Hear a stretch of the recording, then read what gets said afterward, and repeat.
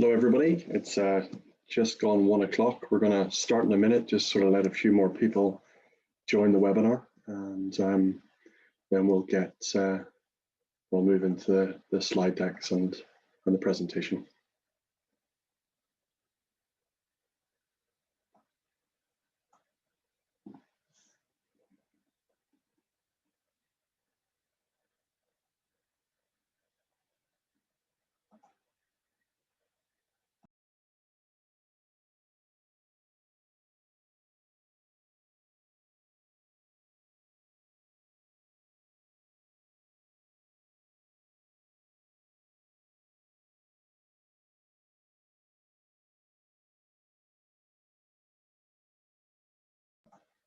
Okay, so welcome everybody. This is our second workshop in the last couple of weeks, dedicated towards project development and answering the 10 questions. This particular workshop is dedicated towards some of our pilot projects and feasibility studies, so it's slightly smaller funding, but nevertheless really important.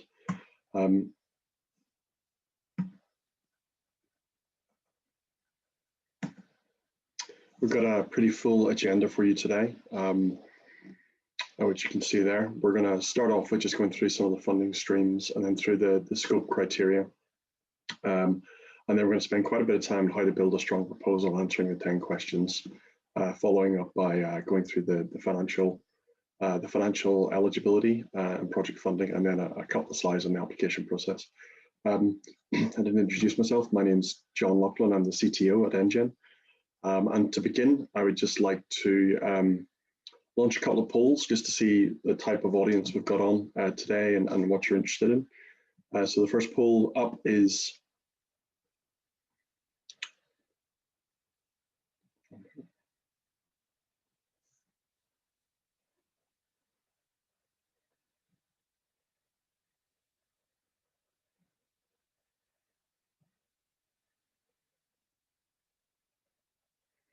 so the majority of people here are lead applicants. It's also good to see that we have some partners here on as well. And there's a few of you that are not developing a proposal at this time, and that's fine. And you can stay if you're not developing a proposal. You can stay for as long as you want. Obviously, the full 2 hours. We're not looking for numbers here. We're just looking to make sure that everyone has the opportunity to understand our processes as good as possible. So that's great. The second poll is up now, if you wouldn't mind voting. So I know where the majority of people are interested.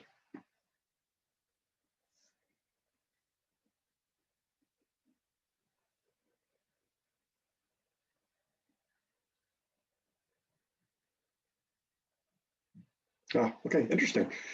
So this workshop is dedicated towards the feasibility studies and pilot projects, and 21% of you are on pilot projects, 15 feasibility studies, and over half of you are interested in our main project funding, the $500,000 to $8 million funding. Not to fear, although this is going to be more dedicated towards the flavor of feasibility studies and pilot projects, fundamentally the criteria and the questions are the same.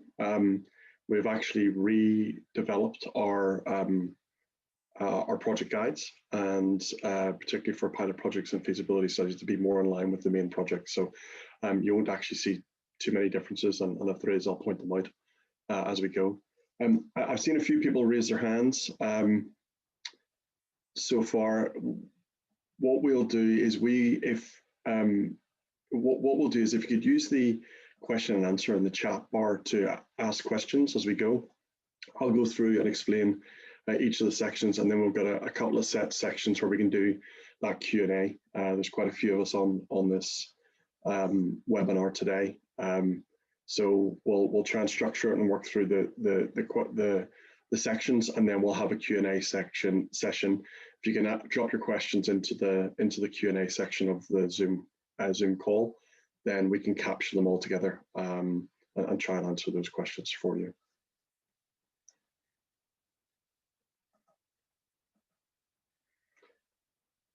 Okay, so I'm very quickly going to touch on the NGen sort of core mandate. I'm not going to labour this point too long. We've got a lot to get through. So NGen is a not-for-profit industry-led organisation, and we're here to try and connect Canada's strengths, world-class manufacturers, really cutting-edge technology solution providers, and research and the science base, and doing that in a coordinated way with the federal and provincial governments. Our mission is to build world-leading advanced manufacturing capabilities in Canada, and we measure our success by the benefits that we can deliver to Canadians. We've got a bit of a lofty goal, so it's a big goal, but we believe achievable, and that's to add $13.5 billion to the Canadian economy and create 13,500 new jobs by 2030. These slides are a little bit old. We have approved 61 projects instead of 60 to date. We're approving projects every week. That's leveraged 124 million of the NGen budget. So we have 204 million in the NGen funding, and 124 million of that's now been committed. That's created 963 direct jobs already supported, with the projection over a 10-year period of creating 7,000 jobs. So we're well on our way to our overall goals. From our projects, that has we've seen 4 new companies being created as a result of the projects, and over 200 new intellectual property opportunities have been generated to date. We have 2,990 members, I think now. We're very close, and I know 2 days ago we were like 2,985, so we're just from the cusp of the 3,000th member. If you're on here and you're not a member, ngen.ca/join. Try and join as an organisation. Organisations are the ones that can get through the system to bid in for the funding. You might be our 3,000th member. Certainly, if we must be very, very close. So maybe you'll be the lucky 3,000th member if you join shortly. And the majority of the organisations that are in our membership are SMEs. Let's say membership's free. It's access to a database, access to our resources and our newsletter, and of course then members can bid in for funding. 2 examples of projects. Just very, very quickly, I wanted to give examples of what a pilot project might look like. As I've mentioned, kind of this is dedicated towards feasibility studies and pilot projects. This project was with Evercloak, partnering with Zen Graphene. And the whole principle behind this pilot project was to develop a commercially viable process for graphene and thin film membrane production. A great company led by Evelyn Allen, who is a finalist in the NRCan Mars Clean Tech Women in Clean Tech Challenge, which is phenomenal. And as an organization, they've won a number of other awards. So certainly a very interesting project and an amazingly well-run and interesting company, if you haven't come across them before. Another project is, and I'm just going to do 2 out of the 60, right? Is Sanctuary Cognitive Systems. And this is a company based out of Vancouver, and they are an artificial intelligence company working with a reconstructive plastic hand surgeon to develop a robotic hand that can mimic the mechanical capabilities of the human hand. This is going to be really useful for complex functional small part assembly. Okay, so the funding streams, again, not going to go through them in too much detail. Feasibility studies, which we will go into detail later on, 50 to 200K worth of funding. Our cluster building program, I'm not talking about it today, but if you're interested in setting up a mini cluster, either a geographic cluster or a technical cluster or a sector cluster, then we have funding for that as well. And then we have our pilot projects, which are the $100,000 to $500,000 project opportunities, and we'll go into details on feasibility studies and pilot projects. And then we have our main projects, which half of you are here for, which is the 500K to the 20 million. There's a single stage assessment process for the $500,000 to $8 million projects, and above $8 million, we've got a dual stage, a 2-stage process for that. I will say, if you want to hear all the criteria for the major projects, in our events page, which I'm assuming you've seen because you're registered for this event, under the archived events. 2 weeks ago, we did a dedicated project workshop for those bigger projects. We have enhanced the slide deck based on the feedback we got from the activities a couple of weeks back. We've added in a few more tips on how to structure a new proposal. So getting right into project scope, and with the advanced manufacturing supercluster, so we're all about developing advanced manufacturing solutions, and that's either developing a new technology solution, so creating a new, like Sanctuary, a new advanced manufacturing AI-enabled robotic hand, or developing a new process like Evercloak, or it could be organizations in existing traditional sectors and looking to be a lot more competitive by adopting advanced manufacturing technologies in a novel or a new transformative way. So we're all about advanced manufacturing.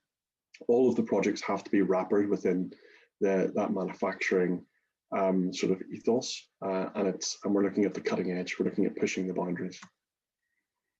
So we have 4 primary scope criteria.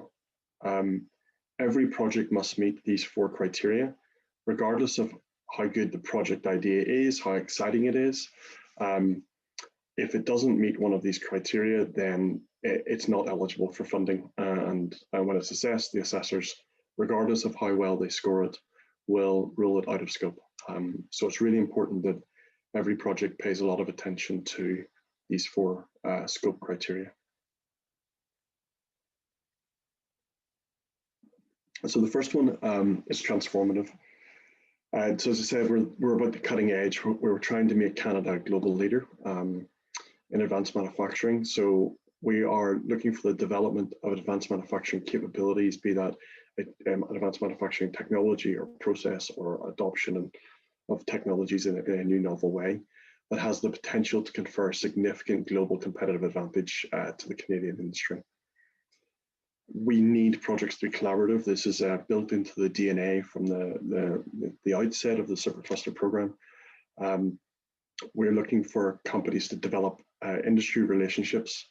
And when we talk about collaboration, we're looking for each of the projects to be building trust together, sharing in knowledge and risk, but also sharing in the investment and the resulting benefits. And I'll talk a lot about collaboration throughout this. For our pilot projects and feasibility studies, the funding is dedicated towards SMEs. But for our major projects, then you can have any size of company, but you need to have one SME in the funding mix. The next one, and this is kind of a big one and quite a big differentiator as well, is about leaving a legacy for advanced manufacturing in the Canadian ecosystem. And so this is one of the fundamental principles in our program, is that no one company can benefit. And the idea is that we're looking to strengthen the Canadian ecosystem in advanced manufacturing. So we're looking for all of our projects to leave some sort of legacy in terms of skills, development tools, test beds, IP, business knowledge. And we've got a dedicated question to that. So we've got lots of examples of how that might be achieved, and we'll go through that later. And the last one is applied, and I've added in 3 extra words there, which is focus on solutions. What we're looking for is, we don't fund sort of early stage research, but we are looking for solutions focused outcomes that can deliver significant long-term commercial and economic benefits for Canada. So those are the 4 main scope criteria. They have to be met as kind of a binary, but also they're embedded into our assessment questions. So you'll see that there'll be not a weighting, because it's not a weighted application, but there are a number of questions dedicated towards making sure that you meet these criteria. Okay, I've split up the project requirements. On our website, there's a guide, and the guide covers cluster building, pilot projects, and feasibility studies, and it's all kind of together. We're going to be rewriting those guides and separating them out so that each guide is a unique document that you can reference rather than trying to hunt through lots of stuff. I'm constantly trying to evolve our processes. So for all projects, they need to meet these requirements, and I've touched on the first two already. Actually, the first three, and that's that the projects need to be developing or the application of advanced manufacturing technology or process, and you need to meet those four pillars. And I'll talk about the four pillars throughout this session of collaborative, transformative, enduring, and applied. And projects must have the potential to deliver significant commercial benefits and jobs within the consortium, and again, back to the legacy piece, potentially beyond. So for feasibility studies and pilot projects, it's open to any SME, and that's defined as a company with fewer than 500 full-time employees globally. You need to be a member of the supercluster, so that's NGen.ca/join, and you need to be a member as an organization rather than an individual, and you need to be incorporated in Canada. And straight out of our contribution agreement is the eligible organizations, so for-profit organizations, not-for-profits that facilitate R&D and get most of their money from private sector, and then non-federal crown corporations.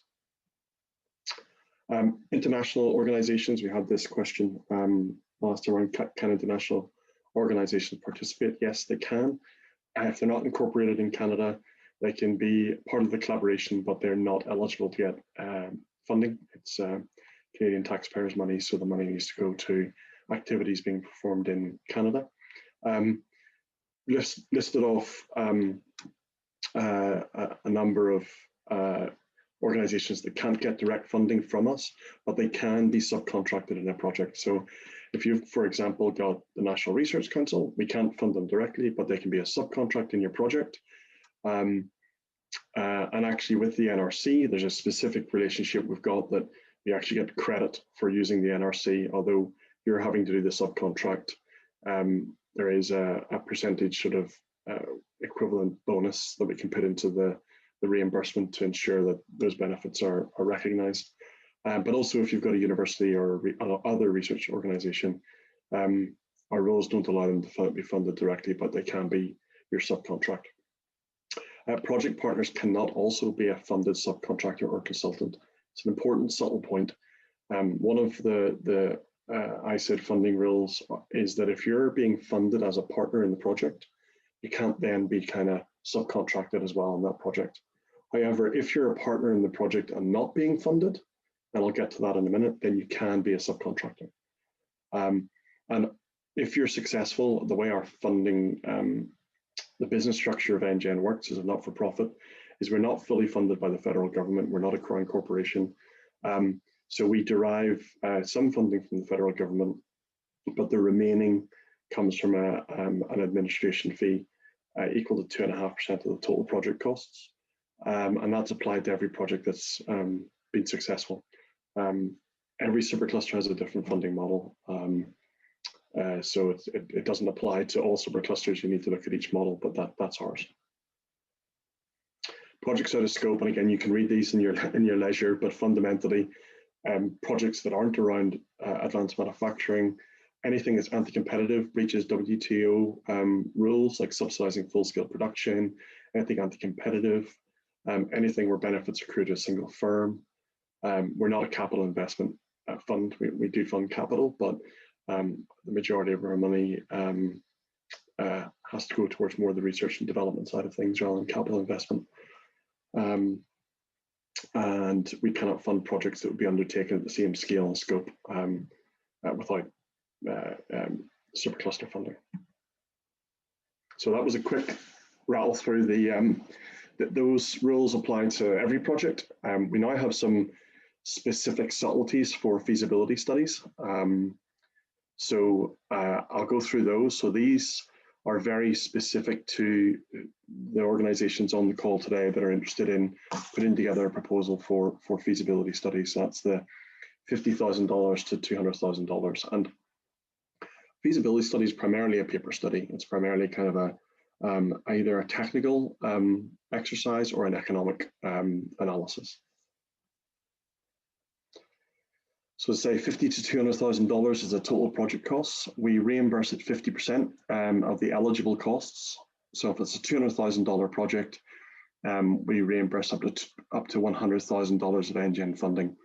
I have an example later on here that has a project that's $250,000. You still can only get $200,000 of reimbursed funding, but the project can be bigger. I'll explain the situation when that happens. And we are looking for those feasibility studies to be completed from 9 months of the original initiation of the project itself. So from the start date, the launch.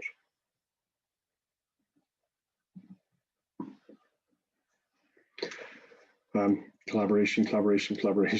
All projects need to demonstrate meaningful collaboration. This is the words that are directly in our contribution agreement with the federal government, with at least one SME partner and a partner organization. So this is very specific to feasibility studies in that all the other streams, you have to have multiple formal partners contributing funding and receiving funding in the partnership. For feasibility studies, you can have a partner organization that is not receiving funding from NGen, and I've got an example for that. Partner organizations can be any size of company. So if it's a really simple collaboration, two SMEs working together, 50-50 split, easy. If you're an SME and actually your partner organization's an MNE and they're really interested in what you're doing, they cannot be funded under this funding stream, but they can be a partner, as can eligible not-for-profits, academics and research institutions. So actually any not-for-profit, as long as you're not receiving funding from us, then you can be classed as a partner. But there's a bit of a structure there to make sure that it is a meaningful collaboration. Only SMEs and eligible not-for-profits are eligible to get directly reimbursed from NGen. So that's, and eligible not-for-profits are as per the description above, and it's in our guides. And to be considered a partner, collaborating companies must be providing some level of cash or in-kind investment into the project. We do, in very exceptional circumstances, allow capital expenditures, but feasibility studies by their very nature is not about capital expenses. The reason why we overlap pilot projects at 100,000 to 500,000 is that pilot projects are aimed towards a physical demonstration of something, and therefore are more likely to be buying more materials and maybe some small amounts of capital. But maybe in some exceptional circumstances, there's a feasibility study that needs a little bit of capital, and if that's the case, then we can look at that. Again, for feasibility studies, this is quite a generous amount of funding. The total amount of subcontracting eligible for funding under the feasibility studies is capped at 70%, so 70% of the total project costs. The intent here is that if you don't have all the resources at your disposal to get that new novel transformative idea off the ground, then you can subcontract a decent chunk of that out.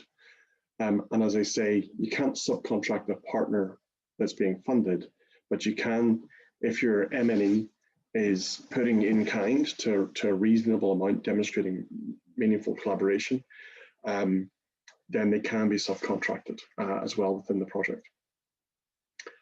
So in this case, a single SME can receive a full reimbursement of the funding, but there must be at least 30% of cash or in-kind from another partner within the project structure to ensure that there is that balance of collaboration and meaningful and demonstrated collaboration within a financial structure.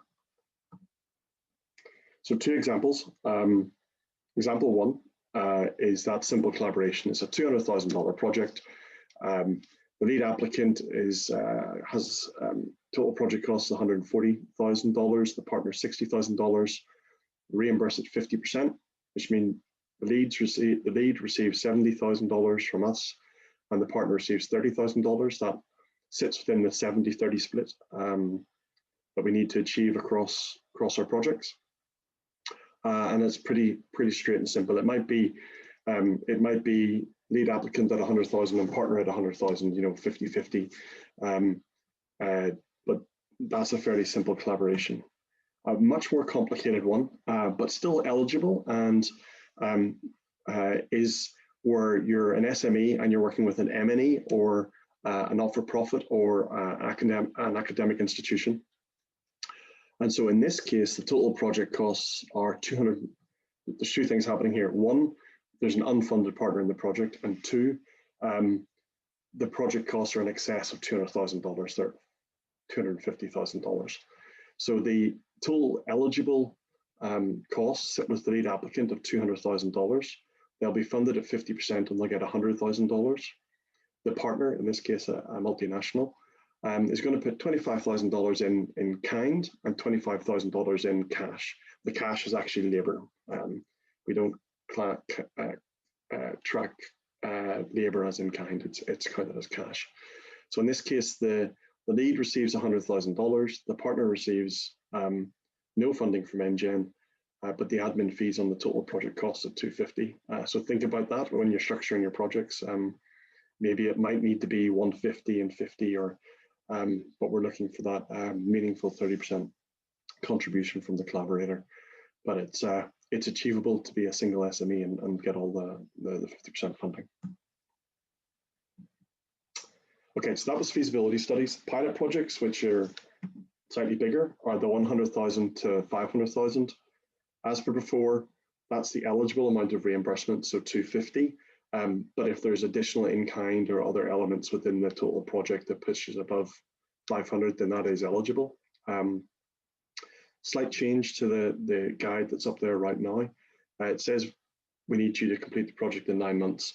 There's a bit more flexibility here. A $500,000 project could very well be 12 months. So we're expecting you to complete the project in the 9 to 12 month range. But if it's 12 months or 14 months or 16 months, it's up to you to make sure you define your project in the best way possible. All projects need to demonstrate meaningful collaboration. In this case, this is two SMEs working together with a maximum split of 70-30 between the two partners. Again, we really encourage other organizations to be part of the collaborations. You can subcontract out to not-for-profits, academic and research institutions. And as I say, if you're going to use the NRC, then get in contact and we can get into a bit more detail about the financial structure there for the NRC. Only SMEs and eligible not-for-profits are eligible. Again, an eligible not-for-profit can be the partner in this project, an SME plus a not-for-profit. And then, collaborating companies must be providing some level of cash or in-kind. So we need to see that broader collaboration, a bit more stringent in pilot projects. And as we graduate up our funding, the expectations for collaboration increases. This is a slight change to the current guide, but subcontracting is capped at 30% of total project costs. However, if your partner organizations are ineligible organizations like universities and research organizations and not-for-profits and the NRC, then we'll take a kind view on that. What we're looking for is that collaboration, and we're not looking for large amounts of subcontract. We're looking for companies to work together to find the solutions. But if you do have those organizations that unfortunately, due to the federal rules, and not to blame the rules, but they are the rules, but we will take a really kind view on utilizing those other organizations, because we recognize it's really important to pull from the science-based and research organizations, and so we'll allow that cap to be increased to make sure we capture appropriate knowledge coming from those institutions. And again, down to the financial structure, a single SME cannot receive in excess of 70% of NGen funding. Again, if it's 72%, right? If it's 71% or 72, then we need to have a strong rationale and put a get written pre-approval from us. Yeah, as long as we've documented it, if it's a couple of percent here or there, then we're not going to be crazy about it. But we just need to make sure that there's a formal documentation and rationale behind that, so that we can ensure that we meet our that we're auditable and meet our audit practices. So that's the feasibility studies and pilot projects. If you're still unsure, you can email us project@ngen.ca as you're scoping this up and developing the proposals. Then you can always contact us, and we'll be happy to respond. So I'm just going to see how we're getting on with time. It's 1:30. Should have dropped a few agendas in there. Is my project in scope? Okay, but we're moving quite quickly. That's bang on time. So the next, so from 1:30 to 2:15, we're going to go through, and this was a request from the last project workshop that we had. We spent a bit more time on tips for developing a proposal, and then the 10 questions rather than some of the earlier stuff. I will say that we have got a new project guide.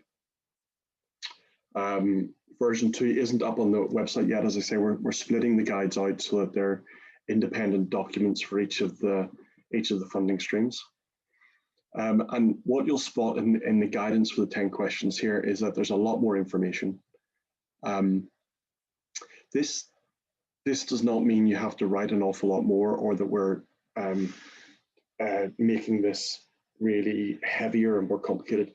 What we've learned is that the light touch information in the guides that we have weren't allowing companies to naturally step through and answer the questions and pull out the information that the assessors were looking for. And this slowed down the project development, because we were having to almost explain kind of in a lot more detail what was being looked for.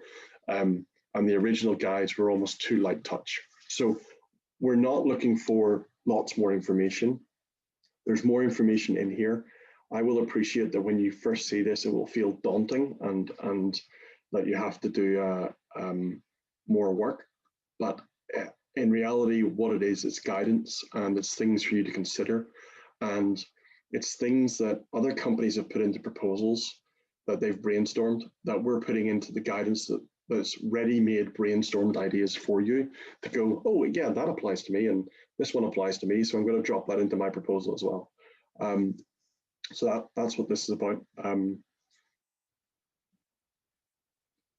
Which version should I use? Sort of depends where you are in developing your proposal. If you're really far down the road of developing a proposal, stick with the current guide and the current 10 questions. If you're before screening on our hockey stick platform, we recommend you use the new guide. If you're even further down the road, we suggest you look at the new guide anyway, because it'll have those ideas that maybe you can plug and play into your proposal. But we're not going to force. There's a transition here, and we're not going to force you to pick one or the other at this time. But bear in mind, we think the new guide will be a lot more beneficial, and speak to us if you've got any sort of real concerns about it, and we'll make sure you're on the right guide, and we'll publish them formally on the website soon. So the questions that have changed. The first set of questions haven't changed at all. The question where we say, how will the results of the project be exploited? In our minds, that was a good thing. Exploit the results, but it's come across maybe as a little bit negative at times, that it's some sort of negative connotation. So we just changed exploited to commercialized. The content of the question really is the same. It's how you're going to commercialize your project. And then we've taken on board that there's nowhere in the questions where we formally tackle the requirement for the project to be formally collaborative, that the pillar for NGen is collaboration. And so where we previously asked, do you have the right skills mix? We're also got the first half of the question, which is now question 9, is what is the collaborative nature of your project? And the key thing there is it's an opportunity for you to articulate that collaboration, and therefore it helps you meet the core scope criteria, the 4 pillars. And then one of the main changes is the leaving a legacy and ecosystem piece is really fundamental to the 4 pillars again. And what we were finding is it was currently lumped in with the social and environmental benefits.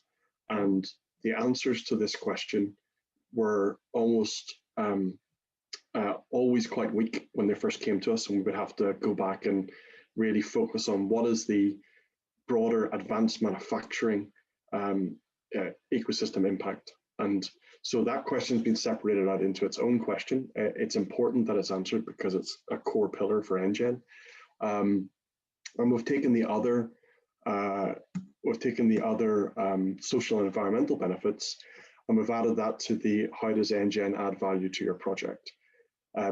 Traditionally, that question companies find very hard to answer because it's kind of like, well, you're going to add value because you copy the guidance out because we're going to do it faster and we're going to do it more collaboratively and we're going to do it. And that's just a binary yes, no type answer. It didn't articulate what all the other benefits might be. So in order for companies to score better with this question and get higher marks and therefore be higher chance of being successful, there's the opportunity to not just say, here's why we need the money, but here's all the additional benefits. And we're really interested in both those social and environmental benefits. And maybe there's other benefits as well, like regulatory certification, etc. So in light of the last session that we did, we've enhanced some tips and tricks. Take them or leave them. Each project is unique. This is just stuff that we have observed with projects and companies, and we've brought it to the table here. If hopefully it's useful, we'll be very interested in your feedback later on today. So follow the guide to help support the development of the proposal. I'll go into this in a little bit, but it's the guides there as guidance to really help you structure through answering it. And I'll touch on this a little bit later. It's not about answering the questions. When you're writing the proposal, it's not about answering the questions in the order for writing it, but it flows for an assessor when the assessors read it. It's a little bit like writing a paper. You know your conclusions before you write your introduction, sort of thing. But this is new guidance. It is enhanced. There's a lot more information in it. It may feel daunting, but I think if you use this slide deck and the guide, the new guide's coming, or just use this slide deck because at the minute it has all the information in it, and you step through it, our hope is that this will be a useful resource for you.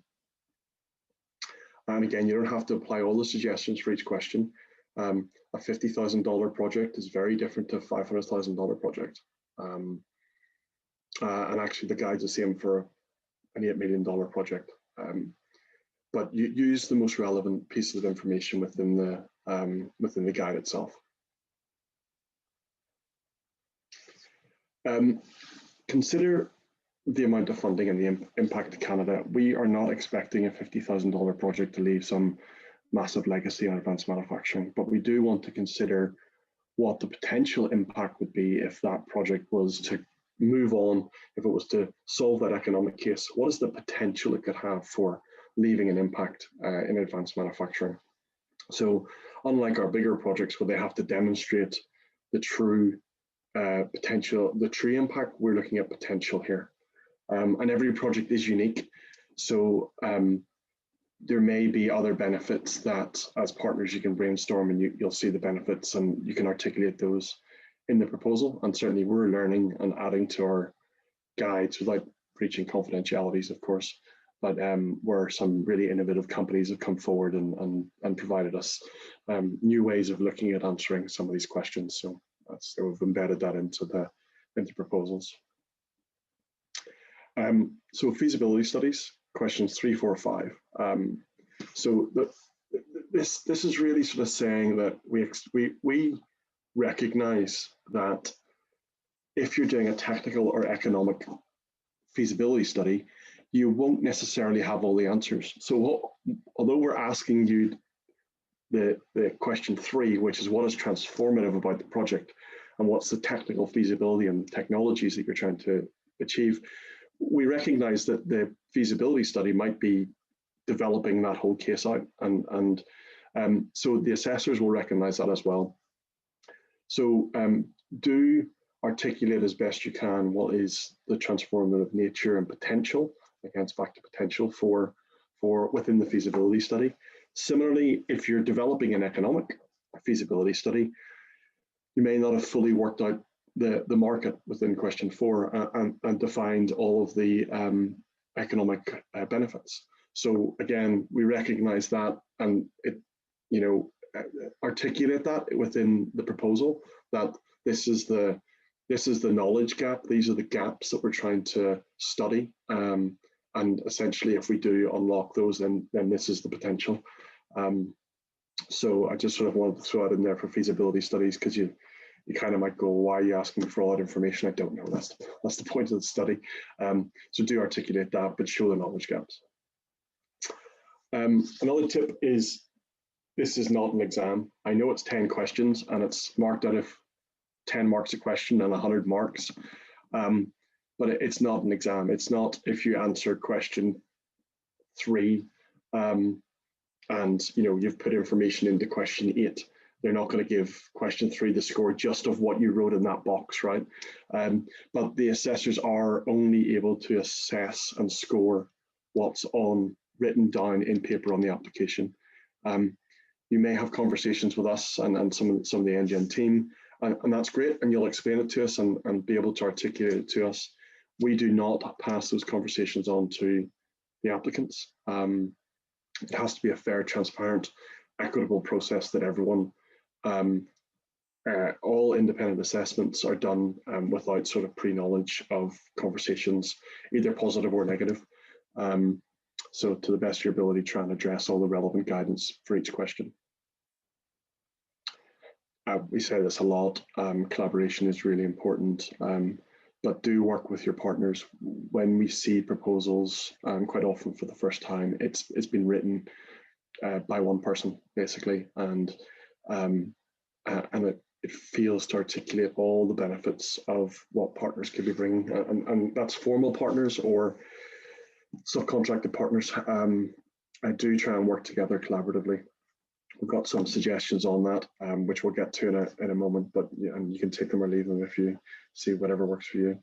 One of the other things we've noticed is that we've got a 10-year goal, so we're looking at 2030 and beyond. So when you're talking about benefits, do consider them in the short term. I mentioned Evercloak. The very short term, 10 jobs were safeguarded because of the project. Within another short term, within a short period of time of project launch, the company had created 20 new jobs. But they're also projecting out over 10 years. And their 10-year projection is they're expecting to create 400 new jobs. So when they put the proposal together, they were able to very clearly sort of make those statements in the short, medium, and long term. And its potential, right? They may not create 400 jobs. They might create 800. It might be 200. But we're looking for you to think about time frame when you're putting together the benefits.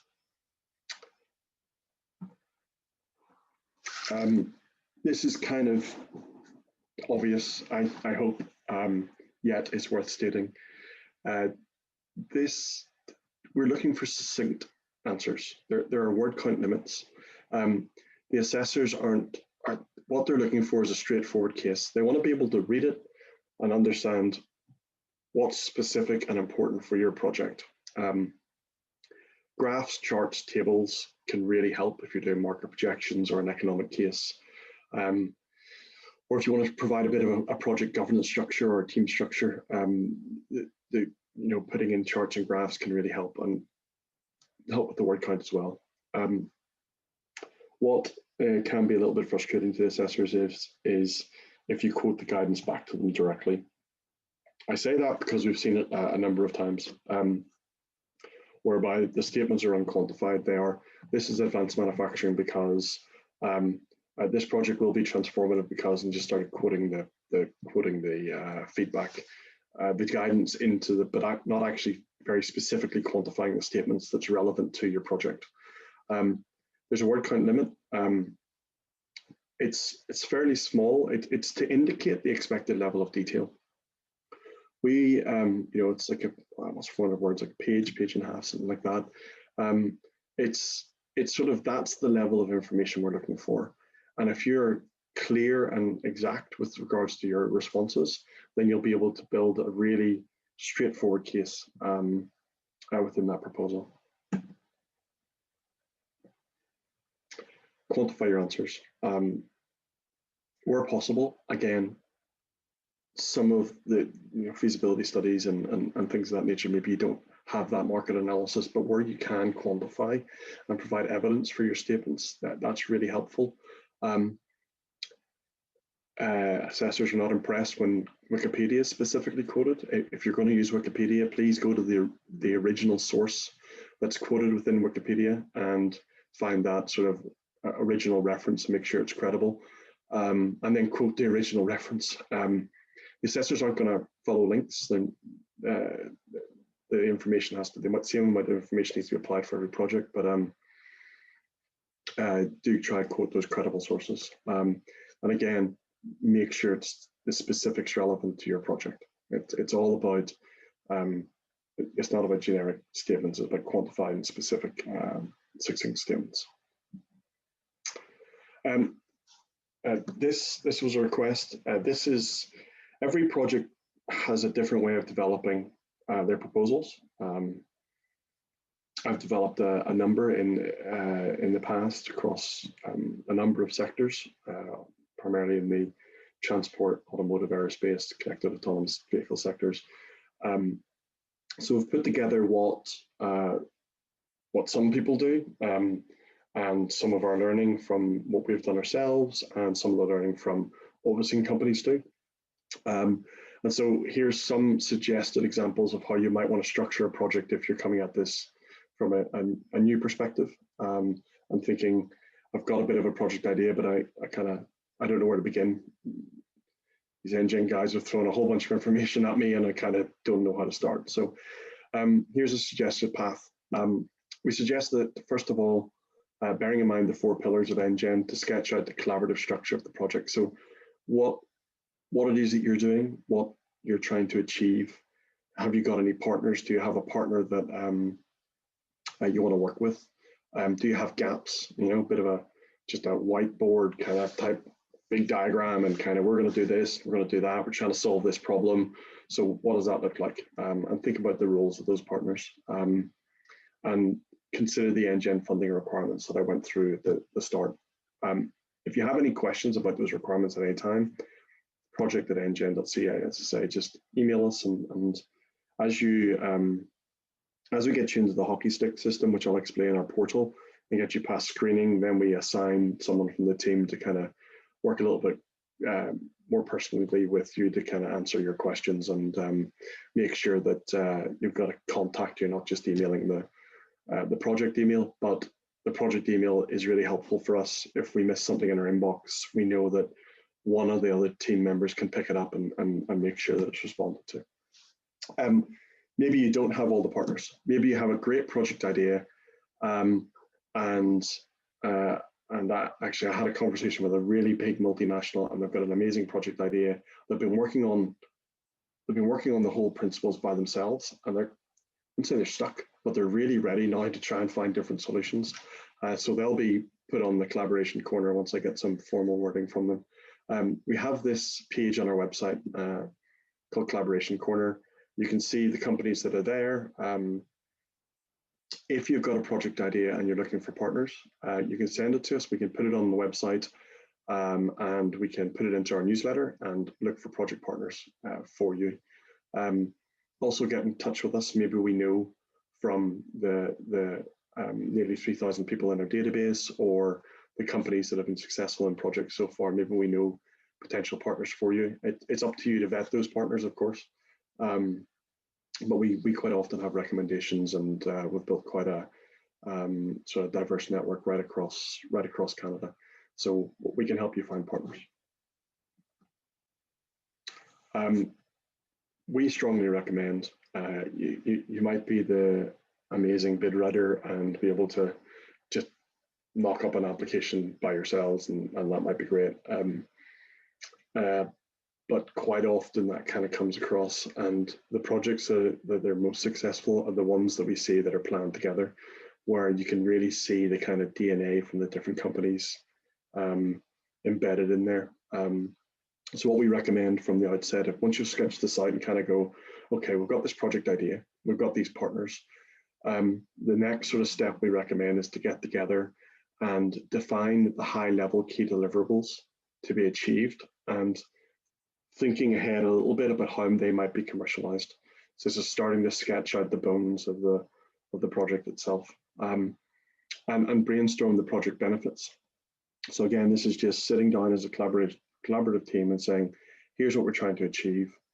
I'm getting a manufacturing solution, I'm the lead company getting a manufacturing solution, and the partner goes, well, I'm getting knowledge and technology solutions that I can apply to other sectors, to other industries. I can commercialize that in 3 different ways, and just start to sketch those out. And these are sort of the things that, instead of getting bogged down in the 10 questions, these could be differentiating factors in the assessment, because this is more of a natural, organic way of thinking about the project structure rather than answering the 10 questions from the outset. It will also help you fill in the blanks in the 10 questions, and you'll see why if you haven't read them in the past. Again, an example, we then would suggest, once you sort of sketch that out, is to then take the 10 questions and bullet point. Just take each one and just read the guidance and just bullet point your thoughts and just put them down on paper, and not write answers to the questions, not trying to structure a narrative and a story and all that stuff. Just bullet point out core answers to the questions. Then, and we've been recommending this more recently. Question 1 is kind of, and we'll go into question 1 in a second, is the sort of exact summary, the high level 30,000 foot view. Question 3 is about what's transformative. And the first half of question 9, the new question, is about collaboration. And they are, the collaboration and the transformation aspects are core requirements for NGen funding.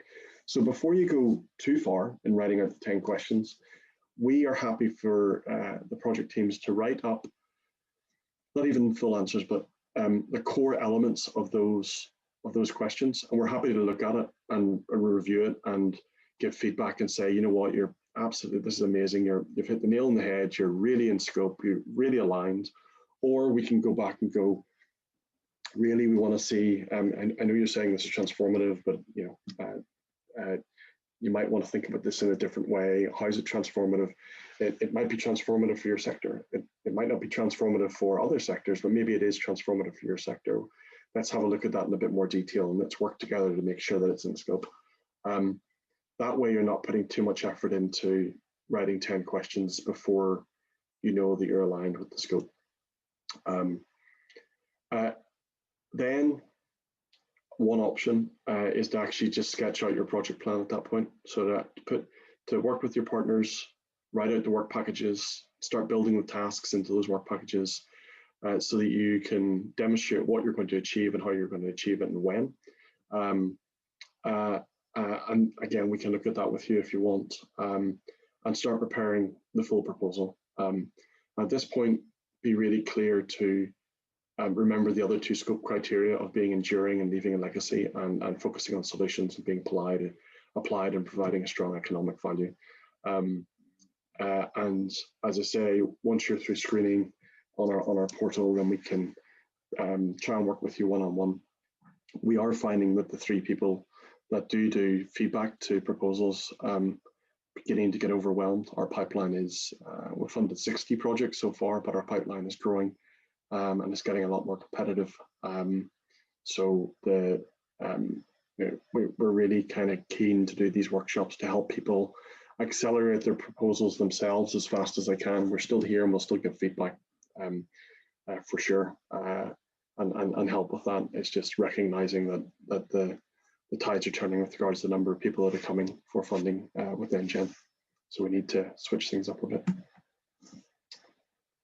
Okay, we've got 20 minutes. I'm going to spend 20 minutes to go through these 10 questions. Keep throwing your questions into the Q&A, and some of the team will grab them, and then we'll try and answer them, as many of them as we can. If we don't get to answering them, we'll get back to you, and we'll also build an FAQ sheet that you can refer to as well. Excuse me. Okay, question 1. You will notice there's a lot more information on this screen than there is in the current guide. But we really do need for you to consider these points. The first question is, it's the big picture motivation. It's what's your vision behind this, and what are the overall advanced manufacturing objectives? The bit that's missed often in question 1 is it'll be a project related to it's all about manufacturing and manufacturing scale up and advanced manufacturing, but it's maybe related to a new product, I don't know, a new smartwatch or something like that. And the whole question 1's all about the smartwatch and why that's going to change the world. This question, we're the advanced manufacturing supercluster. This question is all about what is the big motivation around advanced manufacturing, and then what are the challenges you're trying to overcome? What are the process challenges? What are the specific complexities, or if it is earlier stage for some of the feasibility studies, are there research questions that need to be answered? Are there economic or technical complexities? What's kind of the project about, and what are those challenges that you're facing, and how might you overcome them? Or will the project itself allow you to overcome them, because that's the point of the study or the pilot project? Second question, this is the execution question, kind of how are you going to execute on the project? So it's how are you going to manage the project? What's your project management approach, and what's your risk management approach? You know, again, bear in mind that it's a 400-word answer, but all the words for this question are all around that approach, and how you're going to measure the success of the project. We want to, and the assessors and NGen really want to understand that you've got a coherent project plan, you've thought through what the work packages are, that you've described the work package that you're going to achieve. I mean, it'll be very different if you're doing a $100,000 feasibility study or a $500,000 pilot project. You know, the deliverables and work packages will be different. So describe that in the question itself within the 400 words, sort of focusing on, you know, if it's a pilot project, maybe there's a gateway, maybe there's a requirements capture portion of the project, and there's a bit of a gateway there, and let us know what your milestones are, and your deliverables, and describe those. We are looking for a Gantt chart. When we say we're looking for a project plan, we're looking for a Gantt chart, and that is a separate appendices. That does not count towards the 400-word limit, so you can add in detail here of work packages, tasks, timelines, milestones. I've got an example. We had a fantastic SME utilize the project plan in a really good way in order to sort of provide as much information as they could without kind of reaching the word count limit, and describe the resource and management requirements for successful project completion. So an example, Microsoft project, Gantt chart, you know, work packages, tasks, timelines, deliverables, interdependencies. Don't have MS project. There's of course a lot of open source. I think I can't remember the name of it. There's an open source version of Microsoft project that's basically identical to I think like Project 2010 or something.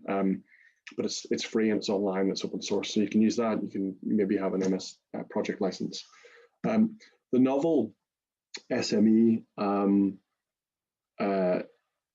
they just use an Excel spreadsheet. This company just used an Excel spreadsheet. Sorry, it's not populated properly. I just wanted to pull it out. They put together work groups, and within each work group, there was a work package, and then with each work package, there was tasks. It was really simple. They had it color-coded. It was in Excel. The thing that they did differently is the color coding was really helpful, but they added in a couple of extra tables within the Excel spreadsheet. So they could pull out each milestone. They identified the milestones obviously in the Gantt chart itself.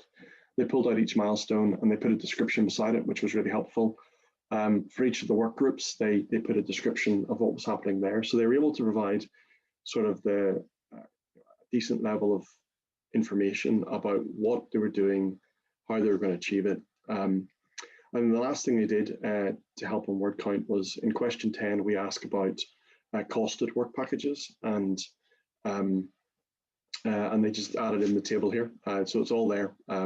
Work package, work groups, they put costs against it, they put the partner activities, and they're able to list out which partners are working on each work package. So it thought we would share that as an example. The second part of this question is a risk register. So you've already given us your risk management approach, and you're going to, it can be anything from, we have internal practices that are appropriate to, we're using ISO 31000, et cetera, et cetera, et cetera. In the risk register, and we have some examples, we are looking that we're looking for you to consider at least the technical, commercial, managerial, financial risks. But each project's different. And if it's collaborative, you probably will have managerial risks, and there's always financial risks when you're doing something, R&D based and a bit risky. And what we're looking for is for those risks to be well thought out, all the main risks to be identified. Our assessors will be looking for the big gaps to see if there are any gaps that have not been addressed. And that could mean either you don't know that that's a major risk, and therefore that'll be a red flag, or maybe you thought, well, I don't want to put that risk in because it's so risky. I don't want to show NGen that there's this big amount of risk. We're genuinely looking for risky projects. That's why the funding's there. The funding's there to help you de-risk and to achieve something that maybe you couldn't achieve. And again, when we go to the question of why do you need the money, if you've done a really good risk analysis, you can point back to it and say, we need the money because this is too risky for our business operations. Look, we've given you the analysis. That hangs together, and that's evidence for and rationale for the money. So that's why risk registers are important. I did get asked, what does a risk register look like? So here's some examples. Risk type. So you've got a couple of examples. You list out what the risk type is, what the risk event is. So what is the uncertainty? We then have likelihood and impact. And then we do like to see, and that can be linear, likelihood, 1 being very unlikely, 5 being very, very likely. And then the impact could be non-linear, 1 to 16. You can play tunes with the level of risk, inherent risk you want to have within your risk register. And then you can we're looking for strategies. How are you going to manage those risks? And it might be that the risk is really high, but it can be completely avoided by taking a different path, or it's really low, and actually just gonna say, you know what, we recognize that there's an uncertainty there, but we're just going to accept it right now, and we're going to monitor it. Or you maybe just want to mitigate it, and you want to put together a strategy and a strategy owner and an action owner, and just mitigate that mitigate that risk. And maybe you do your likelihood and impact, and maybe it's not 1 to 5 and 1 to 5 and 1 to 5 or 1 to 16. Maybe it's just high, medium, low. Maybe you're just considering this as a high, medium, low kind of matrix. We are looking for a reasonable spread of risks depending on the size and complexity of the project. So there's no magic number. But showing risk is and importantly how it's going to be managed. Yes, there could be a large amount of risk in here, but we really want to understand that you have got strategies to manage that. So yes, there's risk there, but we know that you're We've got the tools, processes, practices, project management methodologies to manage that. Content is important, as I mentioned before. Don't leave elephants in the room. And do consider that the assessors haven't met you and haven't talked about this project before. So they're reading this from first principles. They're just reading a risk event. So think about it, writing it out in a way that sort of articulates the message. So I like to think of risk in, I'm an automotive guy, so I always think about failure mode effect analysis. I like to think of risk, of course, as inherently uncertainty. I like to think about it cause and effect. So what is the cause of the risk? What is the uncertainty? And what's the effect of that risk?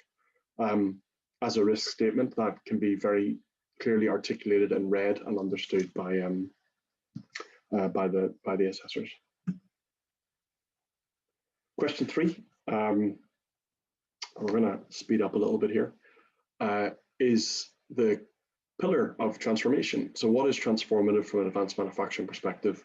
What is the current state of the art? At 93%, Statistics Canada did an analysis. 93% of manufacturers do not do regular benchmarking.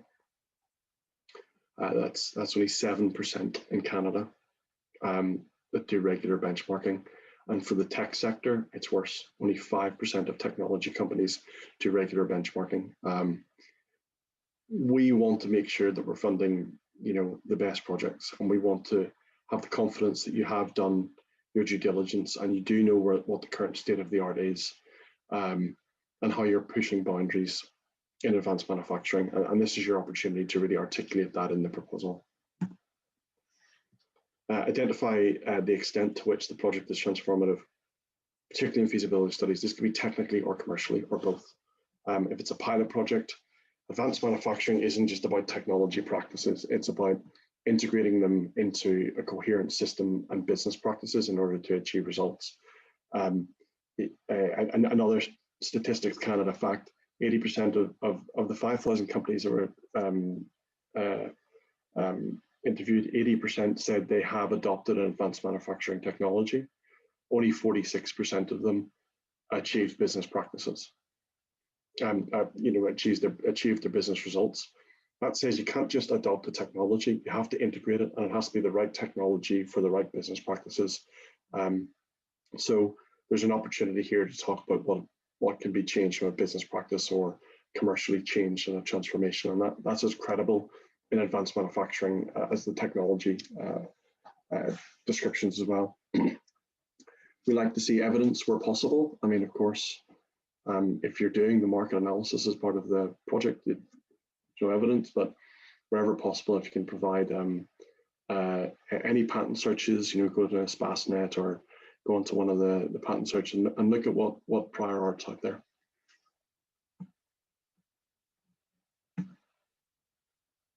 I'm not going to labor on this. Again, think about what's transformative. How does this leapfrog global competitors, and how do we make Canada a world leader? And the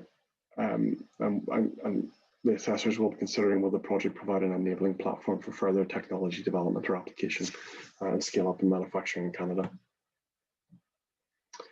If it is earlier stage, although it needs to be applied, of course, and focused on solutions and commercial gain, but if there is novel research related to advanced manufacturing, highlight this and the novelty of it and the timeliness of the research.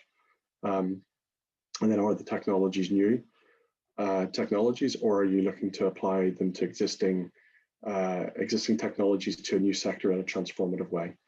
So we recognize that different sectors are at different sort of maturity of adopting advanced manufacturing technologies.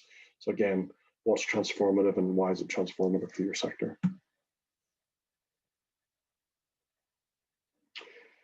So question 4 is about the market. It's sort of the start of your business case. The way you answer this question is I guess depends on what you're doing. If you're developing a new advanced manufacturing technology, a new robotic, cobot or whatever it might be, then you're going to talk about the market you're going to sell into. You're going to talk about the market dynamics that you're going to access and the barriers to entry and how you're going to access that market. If you're in an existing market and you're trying to find a technology solution. One of our big projects is with Dofasco, and they're looking to digitize hot ladle steel manufacture and build a digitization platform.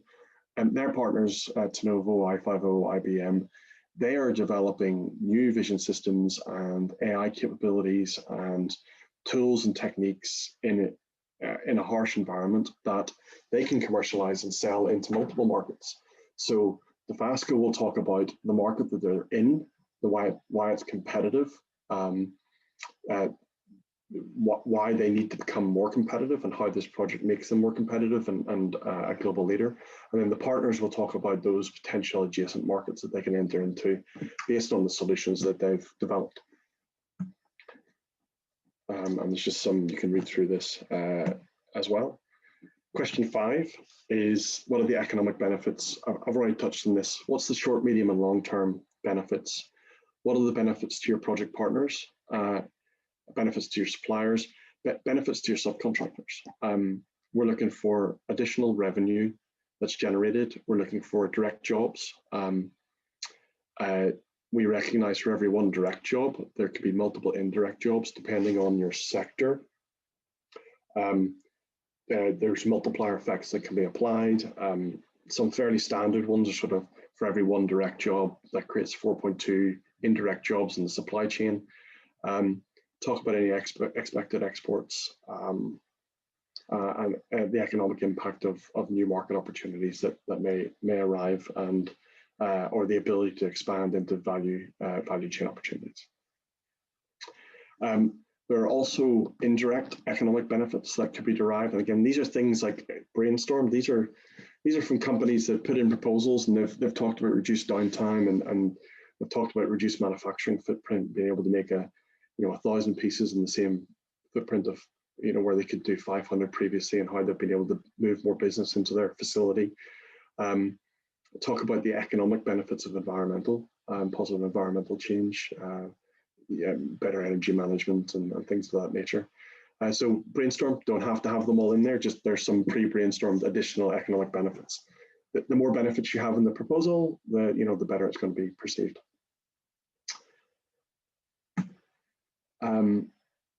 Define the economic, again, not everything has to be in here. We're looking for the business case. And again, are there benefits upstream and downstream in the supply chain? Will the project onshore technologies or create a more localized supply chain and therefore reduce costs in the overall supply chain? Will there be opportunities for spin-off benefits, spin-off business opportunities? One of our projects recently, and actually our team, I think, have been encouraging people to do this, so we thought we'd drop it in. I just dropped in a table, simple. They dropped in a table, they said, lead partner, partner 2, partner 3, subcontractor. In this case, the subcontractor, although not a formal partner, was an SME, and they're going to get a lot more business out of this, out of the project. And they're talking in the 1 to 3, 4 to 7, 8 to 10 time frame. And it ends up tallying up to be quite a lot of jobs. They use the 4 to 1 multiplier effect. Do research that for your sector. If you don't have that multiplier effect embedded within your business practices and systems, do a bit of research on it and do reference and understand the right multipliers for direct and indirect jobs. But it's certainly very credible to say that because of this project, because of the direct jobs, there's logistics and distribution and lots of other benefits upstream and downstream in the supply chain. Question 6, as I say, this has been simplified to be dedicated towards what the broader advanced manufacturing ecosystem and leaving a legacy. We're looking for projects that have the potential, and to those of you that are looking at the $500,000 to $20 million projects, we're looking for a lot more concrete evidence on advanced manufacturing ecosystem. For those of you doing a $50,000 feasibility study, we're looking at what the potential is to have a significantly lasting impact. It might be that the feasibility study will have an impact, but maybe the next project maybe that feasibility study helps you write your next project, and the next project starts to embed some of those potential broader ecosystem benefits. So I've underlined the word potential and put that in there a few times because it's all relative to the amount of money that you're seeking. But do review that. And then again, here's some thoughts on what benefits could be derived from the project, either within the project itself or longer term. Maybe there's better workforce development and engagement of women and underrepresented groups in the workforce. Maybe there's opportunities for attracting and training, developing new highly skilled talent pools. Maybe it's a new model or learning platform. Maybe it's use cases on best practice or tours if it's something physical. Maybe it's an opportunity where IP can be used by others. And as I say, you can read these. These are examples of things. We're not saying you have to do all of these. It's just a pre-brainstormed list of things that hopefully can help you consider. Maybe it's infrastructure support, or maybe it's around collaboration. Maybe it's around collaborative networks. And any other advanced manufacturing ecosystem benefits. As I say, we're learning as we go because companies come up with new novel ways of benefiting Canada's advanced manufacturing ecosystem. So this is how does NGen add value and what are the additional benefits? So the eagle-eyed among you that have read through the questions, this used to be mainly aimed at question 9, but we've moved it up here. We're looking for our funding to be used in a way that allows you to do something bigger, bolder, faster, larger, with more partners, with an expanded higher risk scope. We're looking for the NGen funding to do it in a bigger, better way, and by enabling you to maybe do it in a different way, to take on more risk with the potential to have a bigger reward. And then, of course, the NGen money is used to offset that risk. So we're looking for how that works within your project. And then we're looking for, are there social benefits and are there environmental benefits? And again, there's a lot here, but these are just brainstormed preconditioned ideas of what we've seen and the types of environmental benefits that we're seeing that naturally come out of advanced manufacturing. And so maybe some of these resonate with you, and environmental impact is becoming more and more important. It's always been important. It should never be forgotten, but it's becoming more and more important, particularly on the global scale, and Canada's as a country sort of, and the federal government's really recognizing that. And there may be other benefits, right? So when you've gone back and brainstormed with your partners, you could be informing policy or regulation or certification or standards. Do let us know if there are other benefits. We can also maybe even help in that because we've got a lot of resources into all the tools and resources, and maybe we can help enable some of those benefits with you in a different way. This is previously how would the results be exploited. It's how will the results be commercialized, and this is just the steps that you're going to take in order to achieve the benefits. You've told us there's a risky project. You've told us there's an amazing business case with lots of benefits. So how are you going to step through that during the project and beyond? How are you going to achieve those benefits? And what are the steps you're going to take? What is your route to market? How are you going to manage the protection of intellectual property? And we've got an amazing IP manager that can help you work through that. Actually, our IP, I've got a slide on this later, but we've got an IP workshop in a week or two. And yeah, so there's a whole piece on intellectual property, and we do want to see that we don't own your IP. We don't necessarily want to know specifically what your IP is, especially if it's a secret sauce, so trade secret.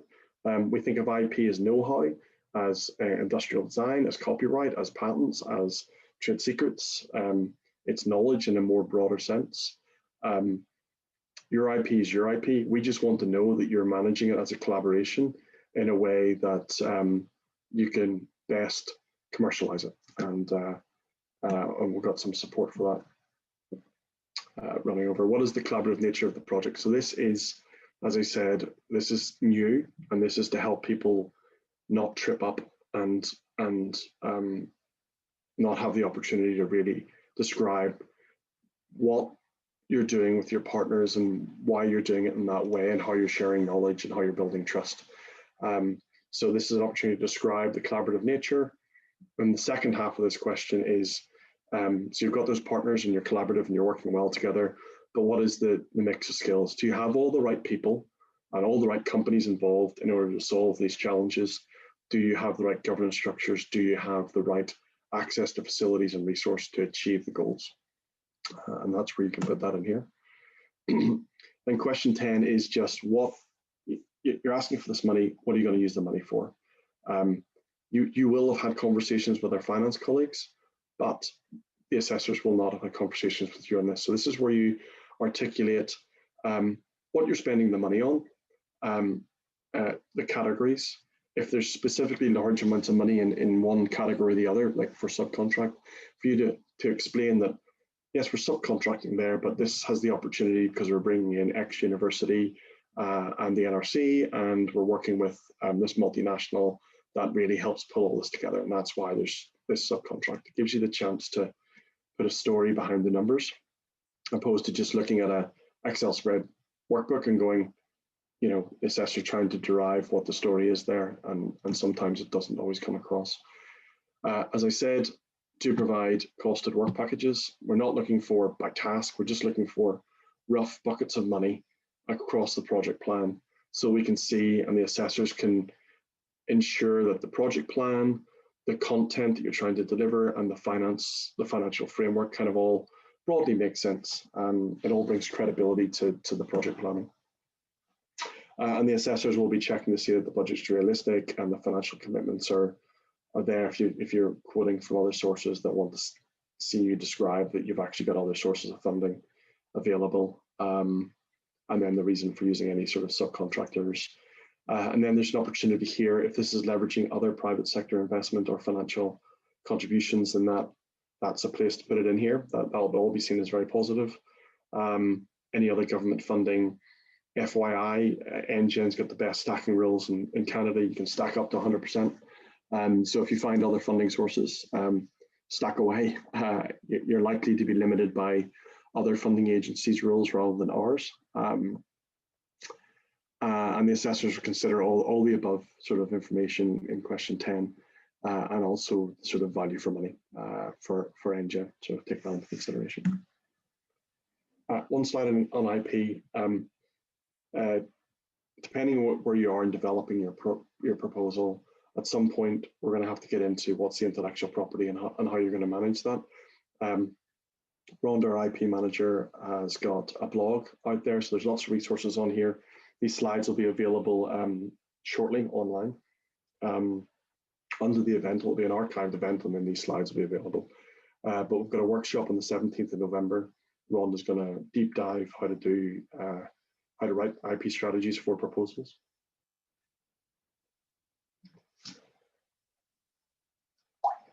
So in summary, and sorry, I have gone over a little bit, try and answer the questions, quantify your answers, be succinct, and plan the project with your partners so you can derive all the benefits that go beyond just the lead partner finding whatever solution that is.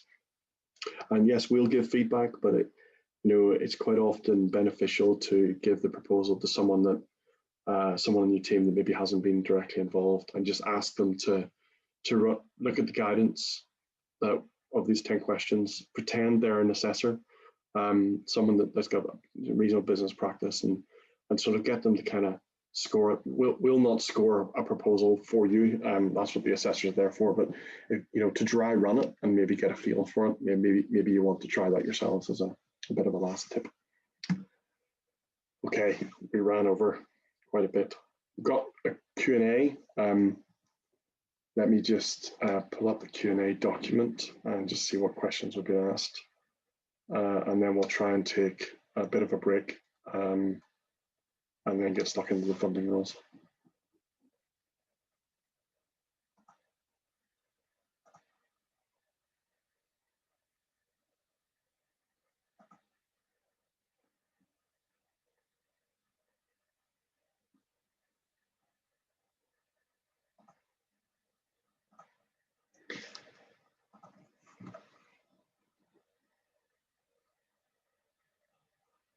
Okay.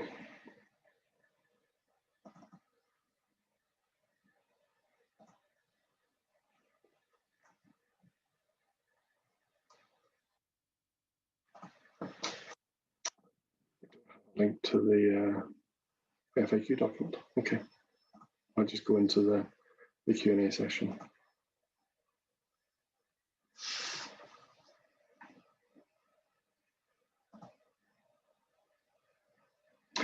Yes, the video will be, and the session will be available later. There's also one from a couple of weeks ago. And for the main projects, and the slides will be up there as well. Would an SME be able to expense a subcontractor for certification of our equipment in a feasibility study if the contractor is not providing in kind? Yeah, you can use a subcontractor in feasibility studies. Just think about what is the transformative nature of the project, and for advanced manufacturing, and so I guess on that one, yes, that an SME can subcontract a subcontractor and expense it, as long as it's aimed towards the advanced manufacturing sort of transformative nature of the project. Can a partner's in-kind contribution be the form of an investment in the lead applicant company? Yes, as long as there's in-kind and there's sort of evidence that there's in-kind information, in-kind contributions there, then that contributes towards the project, and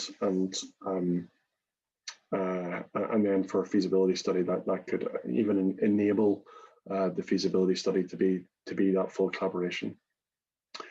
Can an international collaborator to share the funding as a subcontractor as a Canadian company research? No. Well, yes and no. Okay, so we strongly encourage that international collaborators cannot get direct funding from NGen. If you were to subcontract to an international collaborator, you need to do a foreign cost justification to the federal government.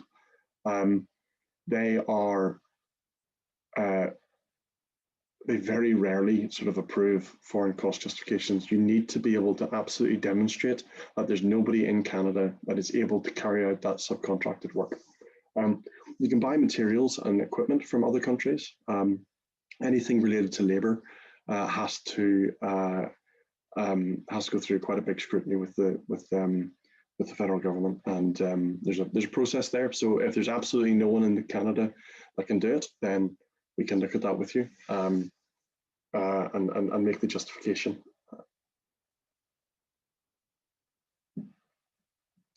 Can a feasibility study tackle several sub-studies, technical, economic?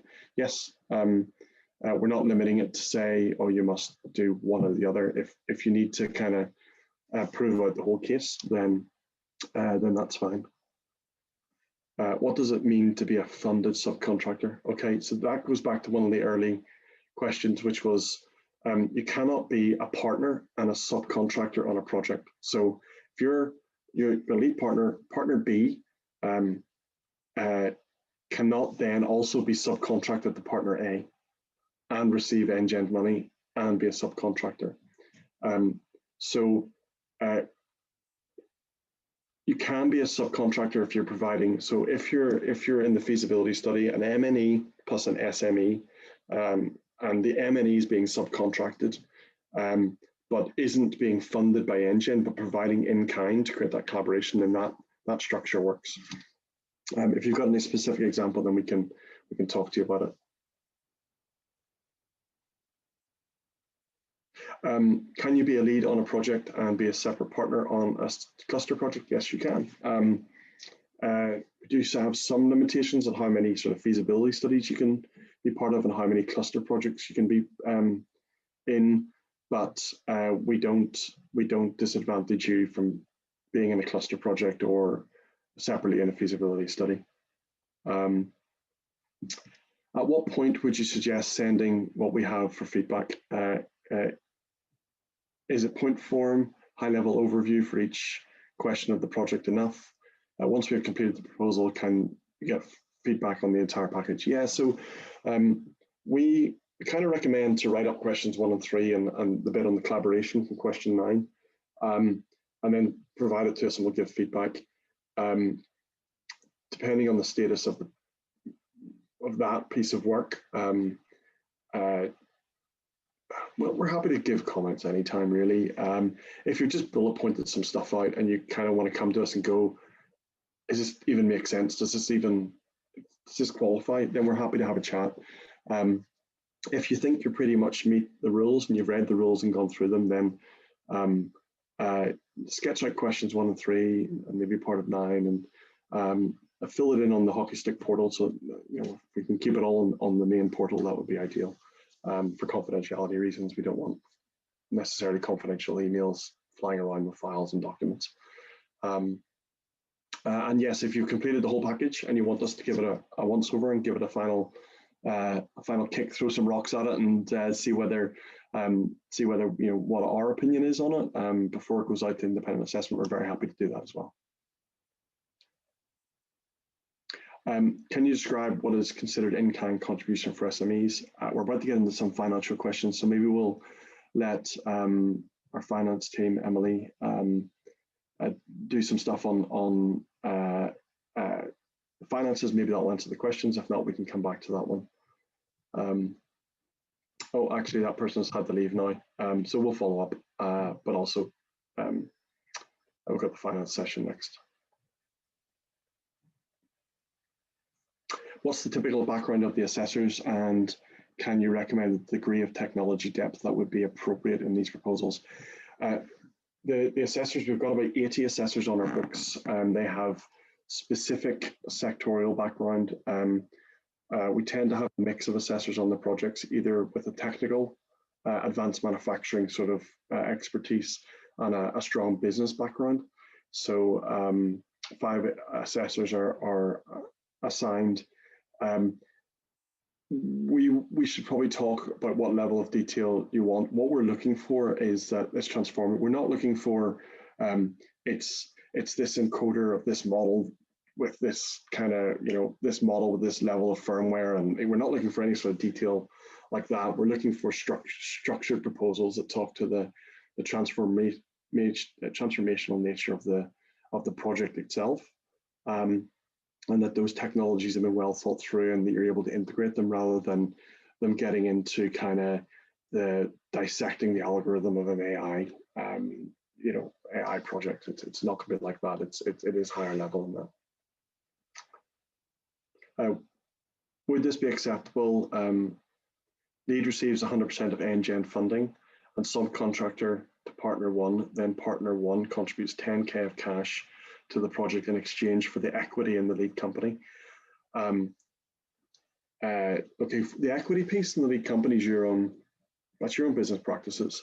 What we're looking for is a 70-30 contribution. So yes, the NGen funded lead company can get 100% if the partner is contributing 30% towards the total project costs in some shape or form, in kind or cash. So there has to be that balance of, it's not a 10K buy-in to a 100K project. If the 10K does represent 30% of the project's smaller, then yes, although even at that, it's actually, the math's not going to work out. The contribution would need to be higher. How you handle the equity, we will want to see how you manage your business practice, but that's really up to you how you do that. Okay, we've overrun quite a bit. I think we've answered all those questions. I had suggested we take a bit of a break. I think in the interest of time, it was mainly for the presenters, but I think in the interest of time, maybe Emily will move straight into the financial section. If that's, Sure. Just let me get my screen sharing going. And maybe we'll just take 2 minutes if people want to. I know this is a long session for everyone on the webinar as well. Maybe we'll just take 2 minutes, just if you want to go and recharge your glasses or get a coffee or something.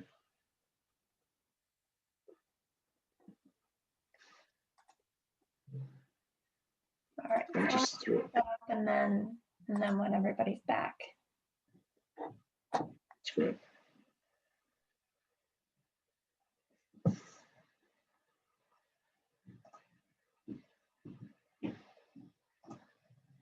What I'll do actually is I'll just throw up the agenda in the interim, just so everyone knows how far we're back.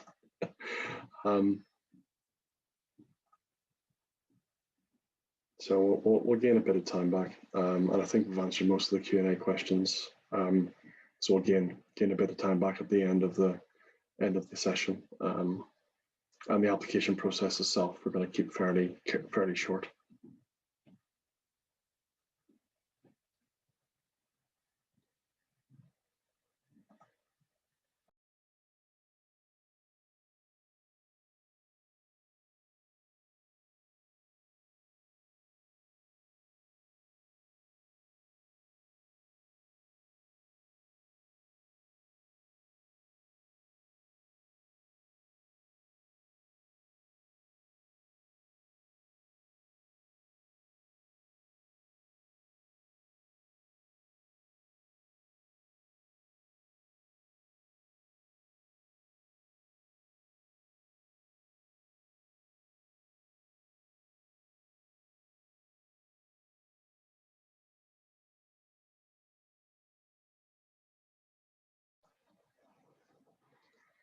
Okay, I'll stop sharing my screen, and maybe Emily, you can share yours, and I'll just say that we'll do a poll at the end. But I think many of you are in contact with us anyway.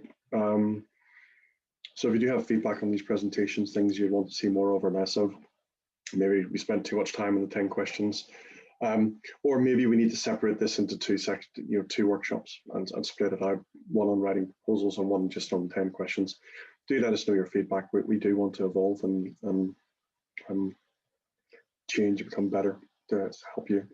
Emily from our finance team is going to go through the claims. We're currently still for a short period of time, another month or two, doing some advances to companies to get them moving quickly. And this is aimed towards the feasibility and pilot projects. As I say, that the financial rules are subtly different for the major projects.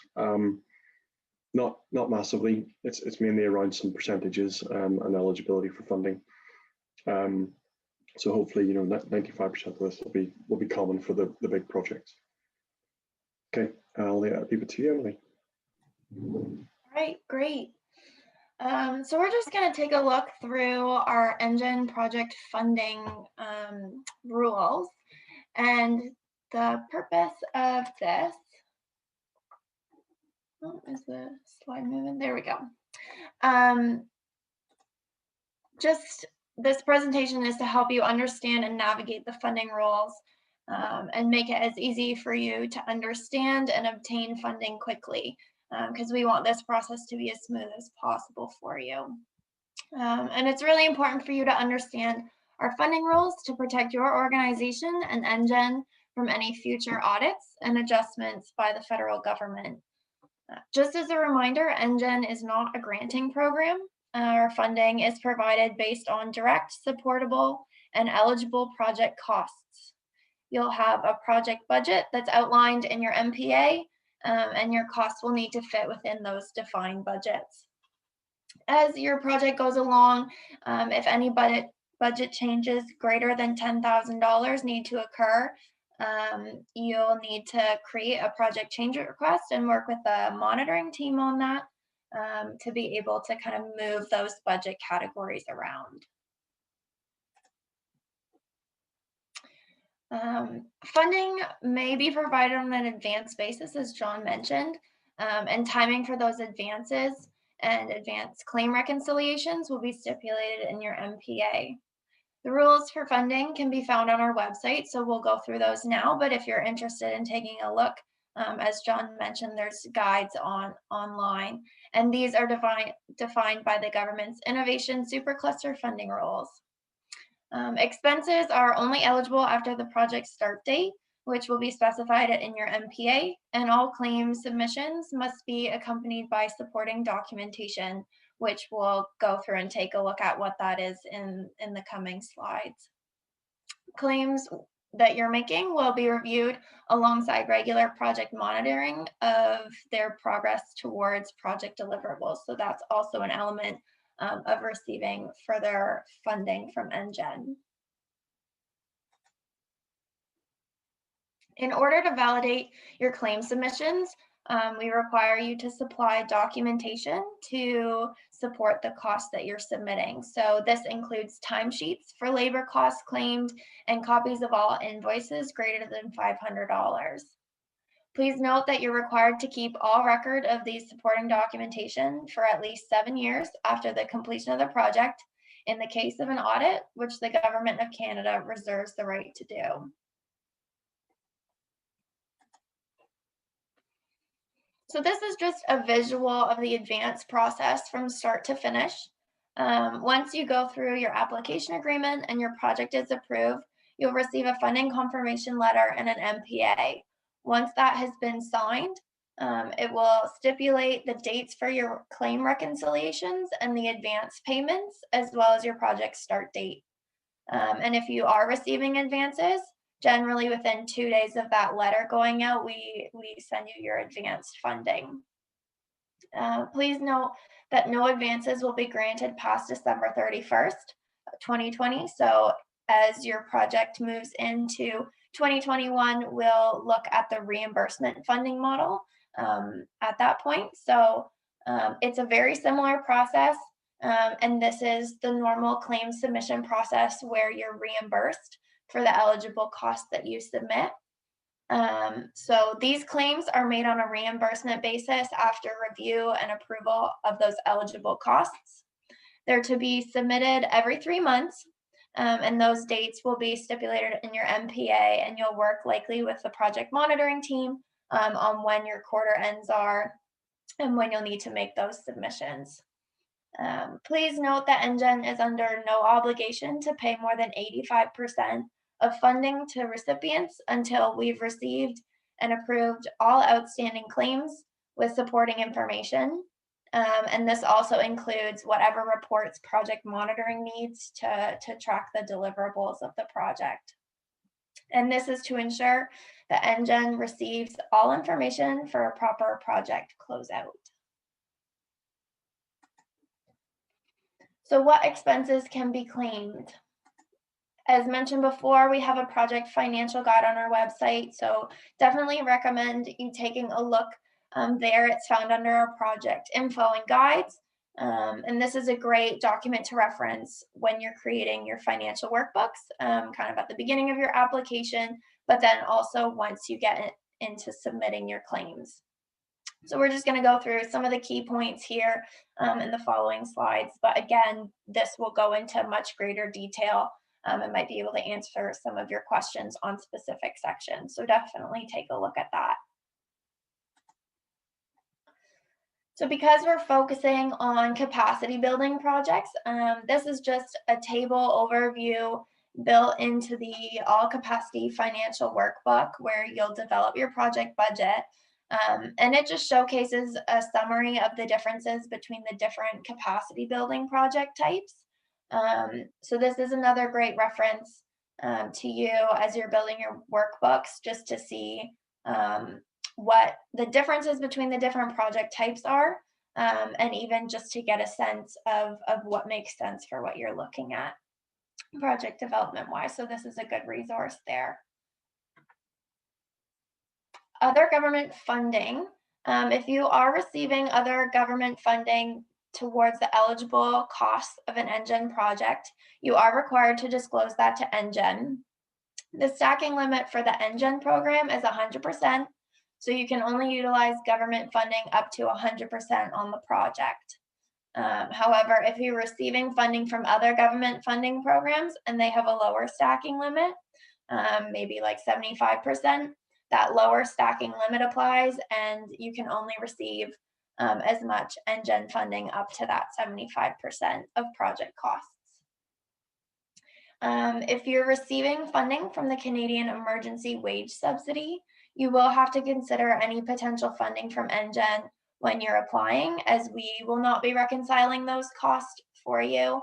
It's your obligation to ensure you're claiming labor costs correctly without double dipping on government funding.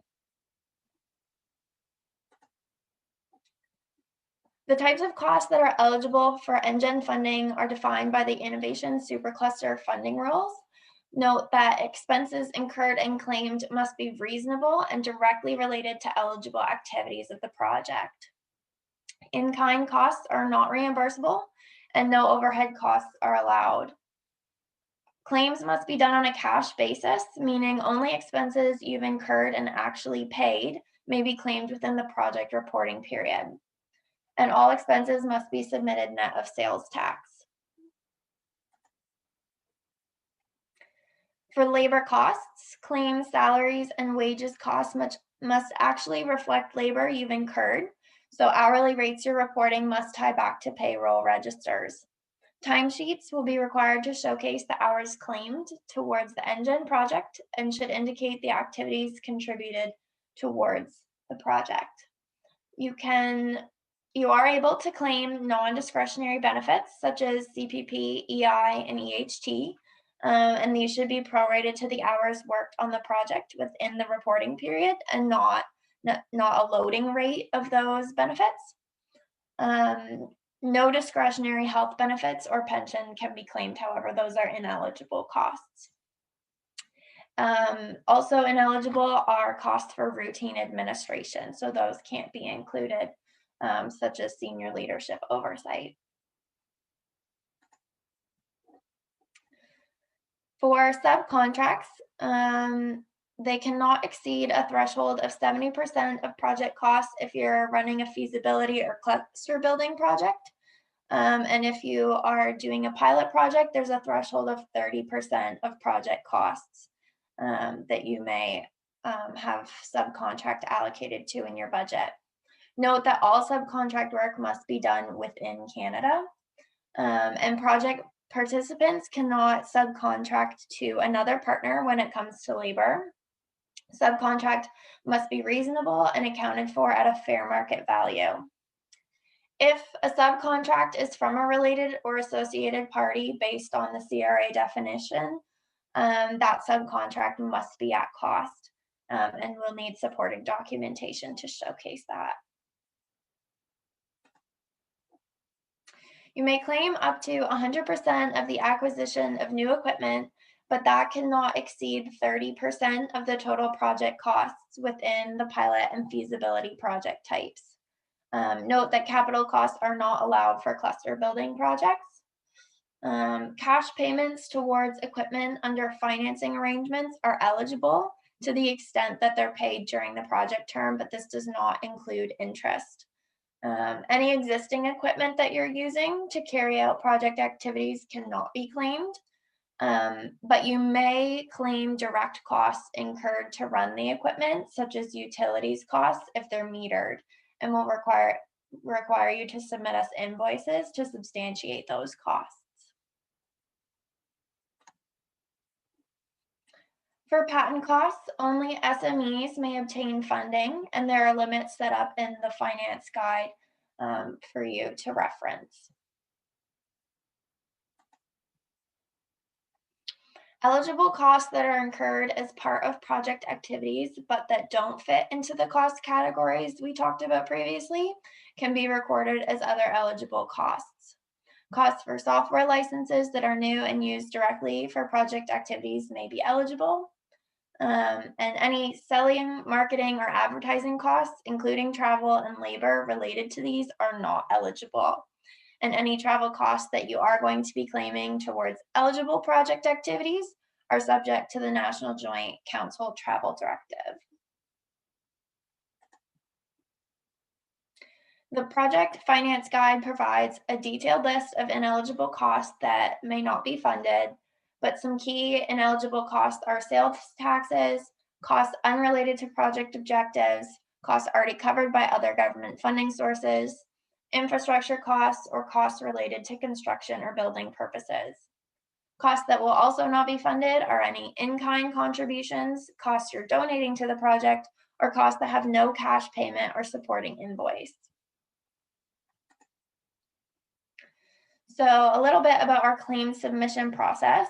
We have an online claims portal that once you have received your MPA and your project has been contracted, the finance team will reach out to set up registration for both the project lead and partners, as each project lead and partner submits their own claim for reimbursement. So we, as a finance team, will set you up on the portal and provide you with a user guide to get familiar with how the process works. Once you have submitted your claim, it's normally processed within 45 days, provided that all supporting documentation is in order. We ask that you provide as much information in the claim as to the cost relation to the project to make it as efficient of a review process as possible. And please note, if you have any advance payments outstanding, they will be paid out net of any adjustments resulted from your prior reconciliation. And this is a bit of a snapshot of some sections within the claim form that clearly outline the level of detail we require on each line item of your claim. So it's really straightforward to walk through and fill out each of the sections. So once you get in there, it's just mainly a matter of providing us with all of the information requested. And like I mentioned before, the more detail that you're able to provide up front, the easier it will be for us to review. Each claim must be accompanied by a certification form signed by the CFO, VP of Finance, or their delegate. And this person will need to attest that the costs of the claim are directly related to the project. All costs have been incurred and paid in cash, and only eligible costs have been claimed. The form also requires you to disclose any other government funding or subsidies you're receiving that directly relate to the project's eligible costs. So this will be signed, completed, and attached to your claim form. And that's kind of the last piece of the claim form as you work through it. So that's a quick overview on our finance processes. And like I mentioned before, the guide is very comprehensive online as to any further details. And then as far as the claim user, the online claims portal, once we get you all set up on that, there's lots of resources that will walk you through more in depth at that stage when you're ready to have all those details. So thanks for taking time to learn a bit more about this process now.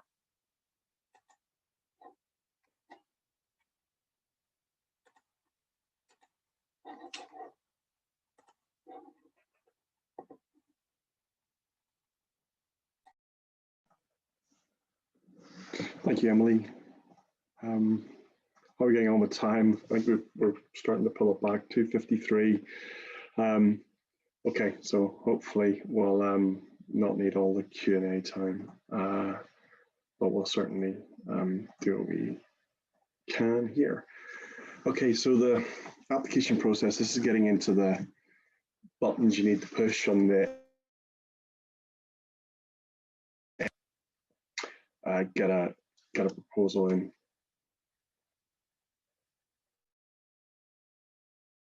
Hopefully you can all still see me. It quit. Zoom quit unexpectedly.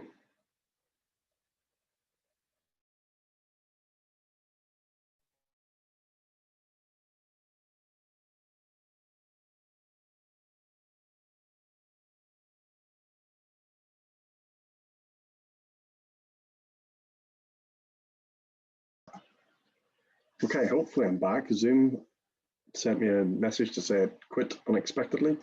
So hopefully anyone from my team, if I'm back on and you can see me, hopefully that's good news. We can see you, John, but we can't see the slide deck. Yeah, that's fine. Getting it back up. I got kicked out of Zoom, had to reconnect. There we go. Buttons to push. So this is how to actually get an application into NGen. We really encourage you to get into our portal and through our screening. It means everything's done in a confidential, secure environment, and that we're able to track our activities a lot better than running multiple Excel spreadsheets and trying to keep up with keep up with everything, but there's realities of doing stuff offline as well. So the process is you join NGen, you'll go through a project screening, you'll then develop your application, you'll submit it, and once it's formally submitted and everything's in place and all the documentation is in place and there's a compliant proposal, we will assess it, and we assess within typically 48 hours, get results back to you within 48 hours, and then we move into contracting. So you go to ngen.ca /join, and you can join as an organization or you can join as an individual. I'm a member of NGen as an individual. I can go in, I can search people's capabilities, and I can search up companies, and I can do lots of stuff there. As an organization, you need to be a member as an organization if you want to apply for funding. It's always good to track the number of organizations in our membership as well. And as I say, we might be getting close to 3,000. So if any of you are not members, then maybe you'll be the lucky 3,000. Okay, so once you're in and you've joined as an organization, you will see you'll see this page. You go in as a member, become a member login, and then you get into this page, which is kind of the members behind the scenes kind of NGen application portal. You click at the top under supercluster projects, and then if you've got a feasibility study or a pilot project or a bigger project, you click on project applications, and then that will bring you to our Hockey Stick site. So Hockey Stick is our partner that hosts, it's the infrastructure and partner that hosts the platform that we do the assessments on. So you'll come out of the NGen environment and you'll see this screen. And the reason why we specifically put this screenshot up is that it does look differently, it's differently branded. Your email and password are the same as when you became a member. So a member of NGen. So it's exactly the same email and password. It just looks like a different portal to go in through. You then, and I've talked about this a little bit, we do a screening. This is where you fill in your project title, how long the project is, a brief description, 100 words, just what the project's about. Click some check boxes to say you recognize and understand our terms and conditions. And then you put in any sort of project contact details and any partners. You can save, and this is just the basic information for the company and the partners. You can save that at any time. You click Save Draft. And I'll show you a separate screen about how you get back into it later. If you hit Submit Application, then it comes to one of the NGen team to review. And if all the information isn't there, then we'll get in contact with you, but we'll kick it out. So just make sure that everything's saved, and when you're ready to submit your screening, you can. When you save it, when you come back, you can either go back in through the same way you came, or there's a handy little link here, just hockeystick.co/applications, and that brings you back into when you log in into your own project in your own environment. To edit the saved data, it's not automatically open for you to edit. You hit the edit button at the bottom of the page, and then you can go and edit those project details. As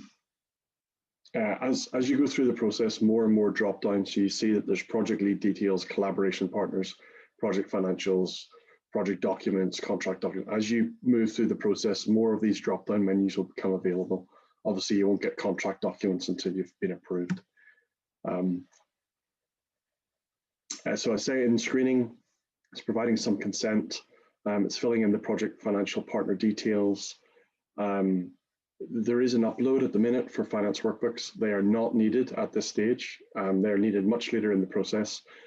We're moving that function to later. It's just at the minute all the financial information was in one place, but we're moving those. You do not need to fill in finance workbooks at the screening stage.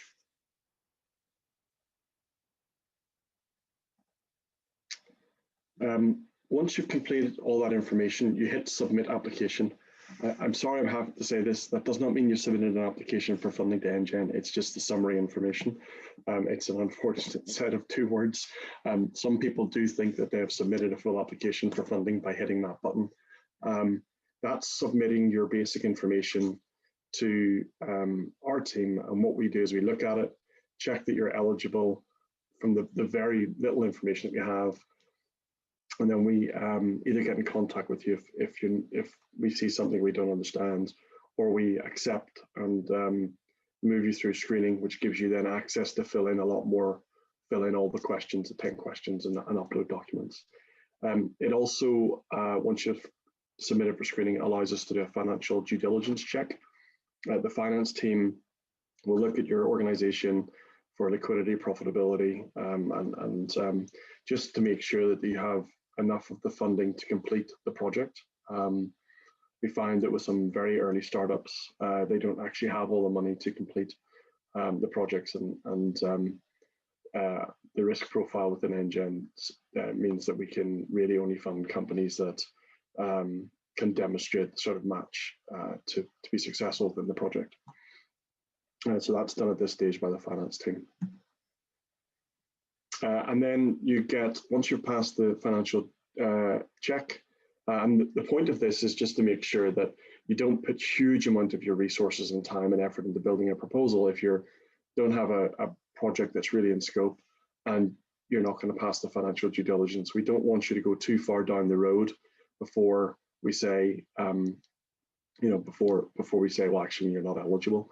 We want to do that as quickly as possible, or help you rescope or find other funding sources, or to structure it in a way that we can help you be successful. And when we do have people here that can help find other funding sources and help stack some money if there is an issue around that. Start filling in all the details, the additional details, and you can hit save draft at any time. Once you've filled in the 10 questions, there's appendices. So from the guidance, Appendix 1 is your Gantt chart, your project plan. Appendix 2 is your risk register. Appendix 3 hopefully isn't needed anymore, just leaving it there for belt and braces. The original portal didn't have rich text format, so you couldn't put graphs or charts or photographs into it. That functionality has now been enabled, but just in case there's an issue, and we haven't seen any recently, there's still an opportunity for you to put charts and tables into that question appendices.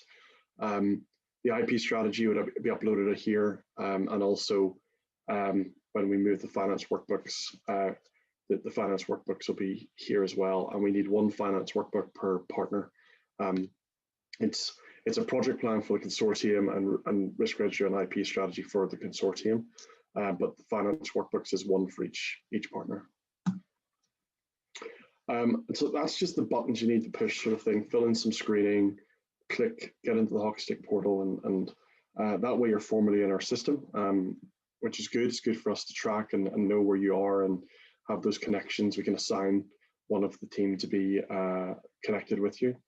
To touch on our assessment, because we quite often get questions about what is the assessment. So we've got 5 independent expert assessors.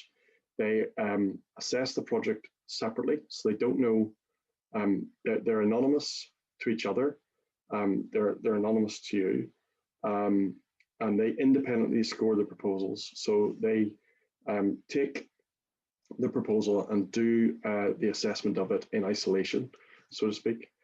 They are all screened for conflicts of interest, so we're not going to put a competitor on your proposal, or someone that formerly worked at a competitor's company, or somebody that worked at your company and therefore could have a real positive bias. We all screen for conflicts of interest.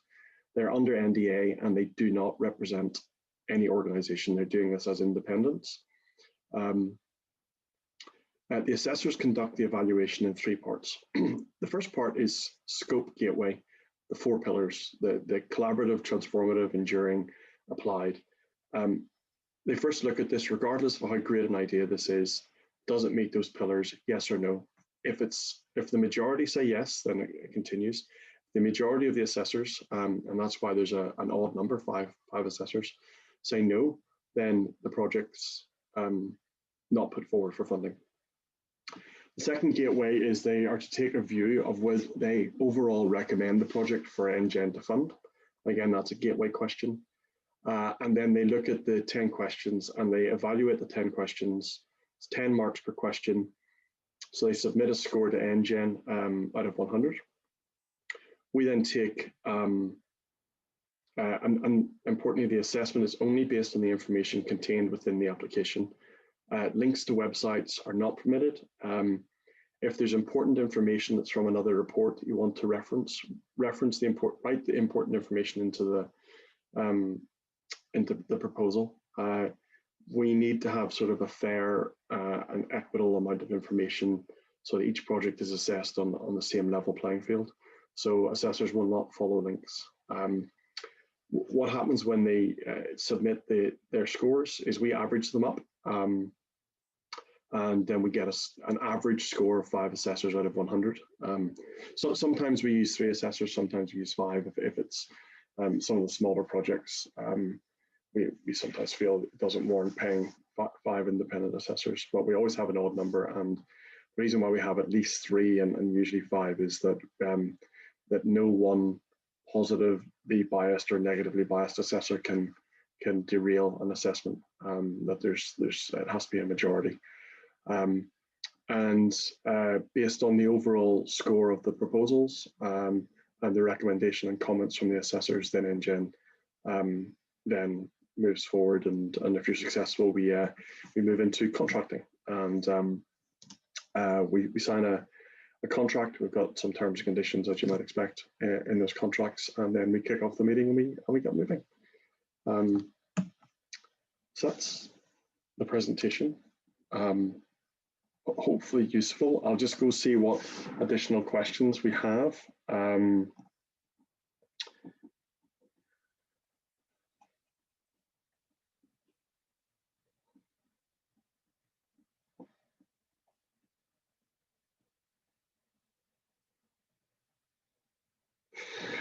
Does a feasibility study also require a 70-30 split or just the pilot projects?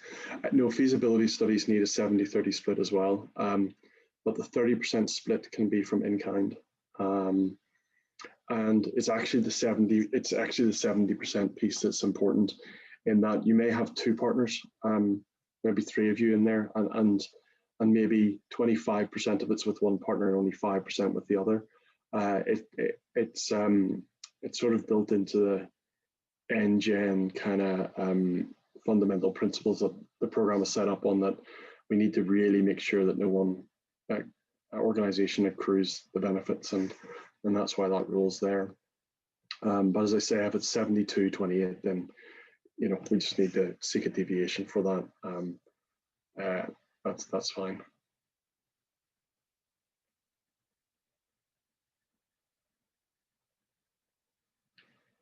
If you've already been assigned an NGen contact, should you go through the hockey stick screening process again? No, you've got your contact, you've done your screening, that's fine. We're not looking for you to screen multiple times. We're just wanting to get you into the system as early as possible. And yes, sometimes we assign someone earlier to the proposal and help you through the screening. If you've got in touch with us, you can always email project@ngen.ca, and we do tend to try and put people on it. We're just trying to move towards a process and system that is tracked on our systems rather than offline through email and Excel spreadsheets.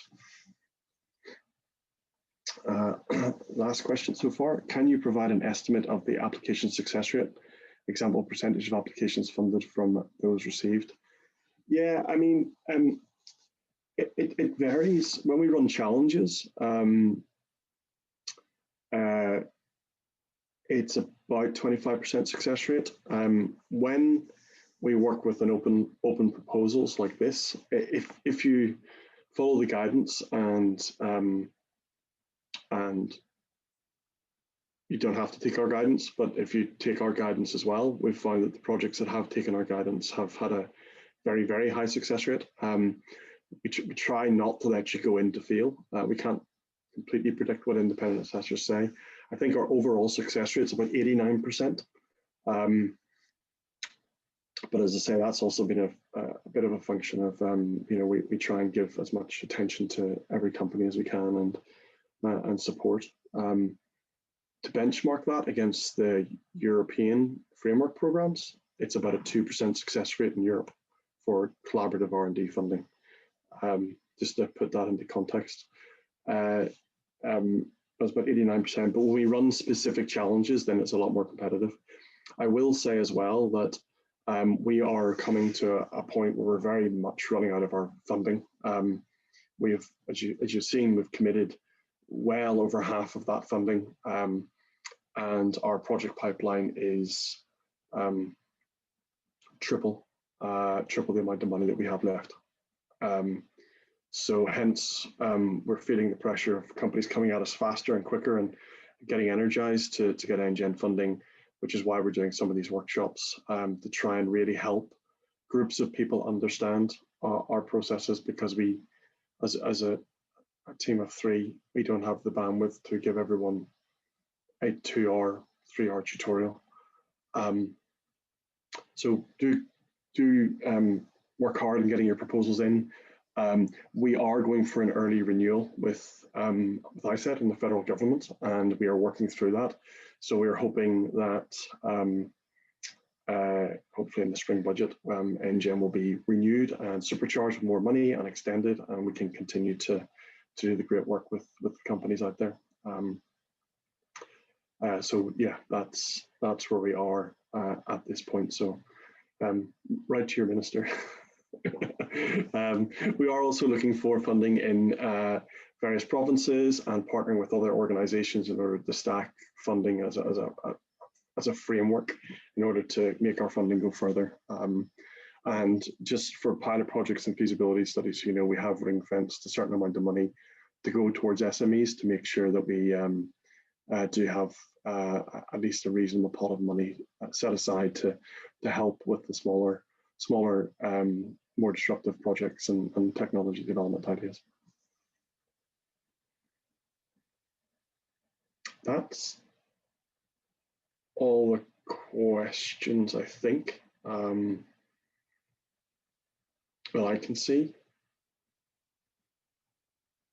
So thank you very much. I'd like to do one last poll before we go. Ken, I wonder if you could sort of launch that. Fantastic.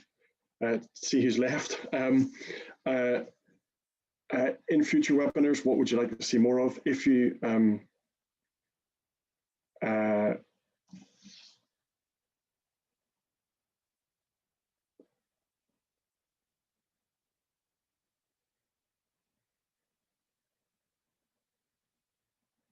okay, still got a few people with us. Thank you for sticking with the whole session. Hopefully this presentation and guide will be of benefit to you. Results are sort of coming in. Maybe a little bit more time in the hockey stick portal. We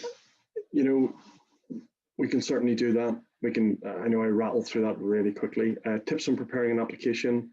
We can expand on that and spend a little bit more time on that. How to prepare the 10 questions. Eligible project costs, okay, and intellectual property. So most people wanting to now know about the IP. So the 17th of November, register for that event. That will be a dedicated session on intellectual property. So all projects will have to develop their IP strategy or IP summary. And so Rhonda, our IP manager, will be running a dedicated session on IP, so do register for that. And if you do know any of us, give us some feedback. I want to know. I want to make this better. We'll continue to do these workshops. They'll be online as well for you to watch the videos. And maybe we need to split it up. Maybe we need to split up the requirements, project requirement piece and maybe just dedicate an hour to building the proposal itself.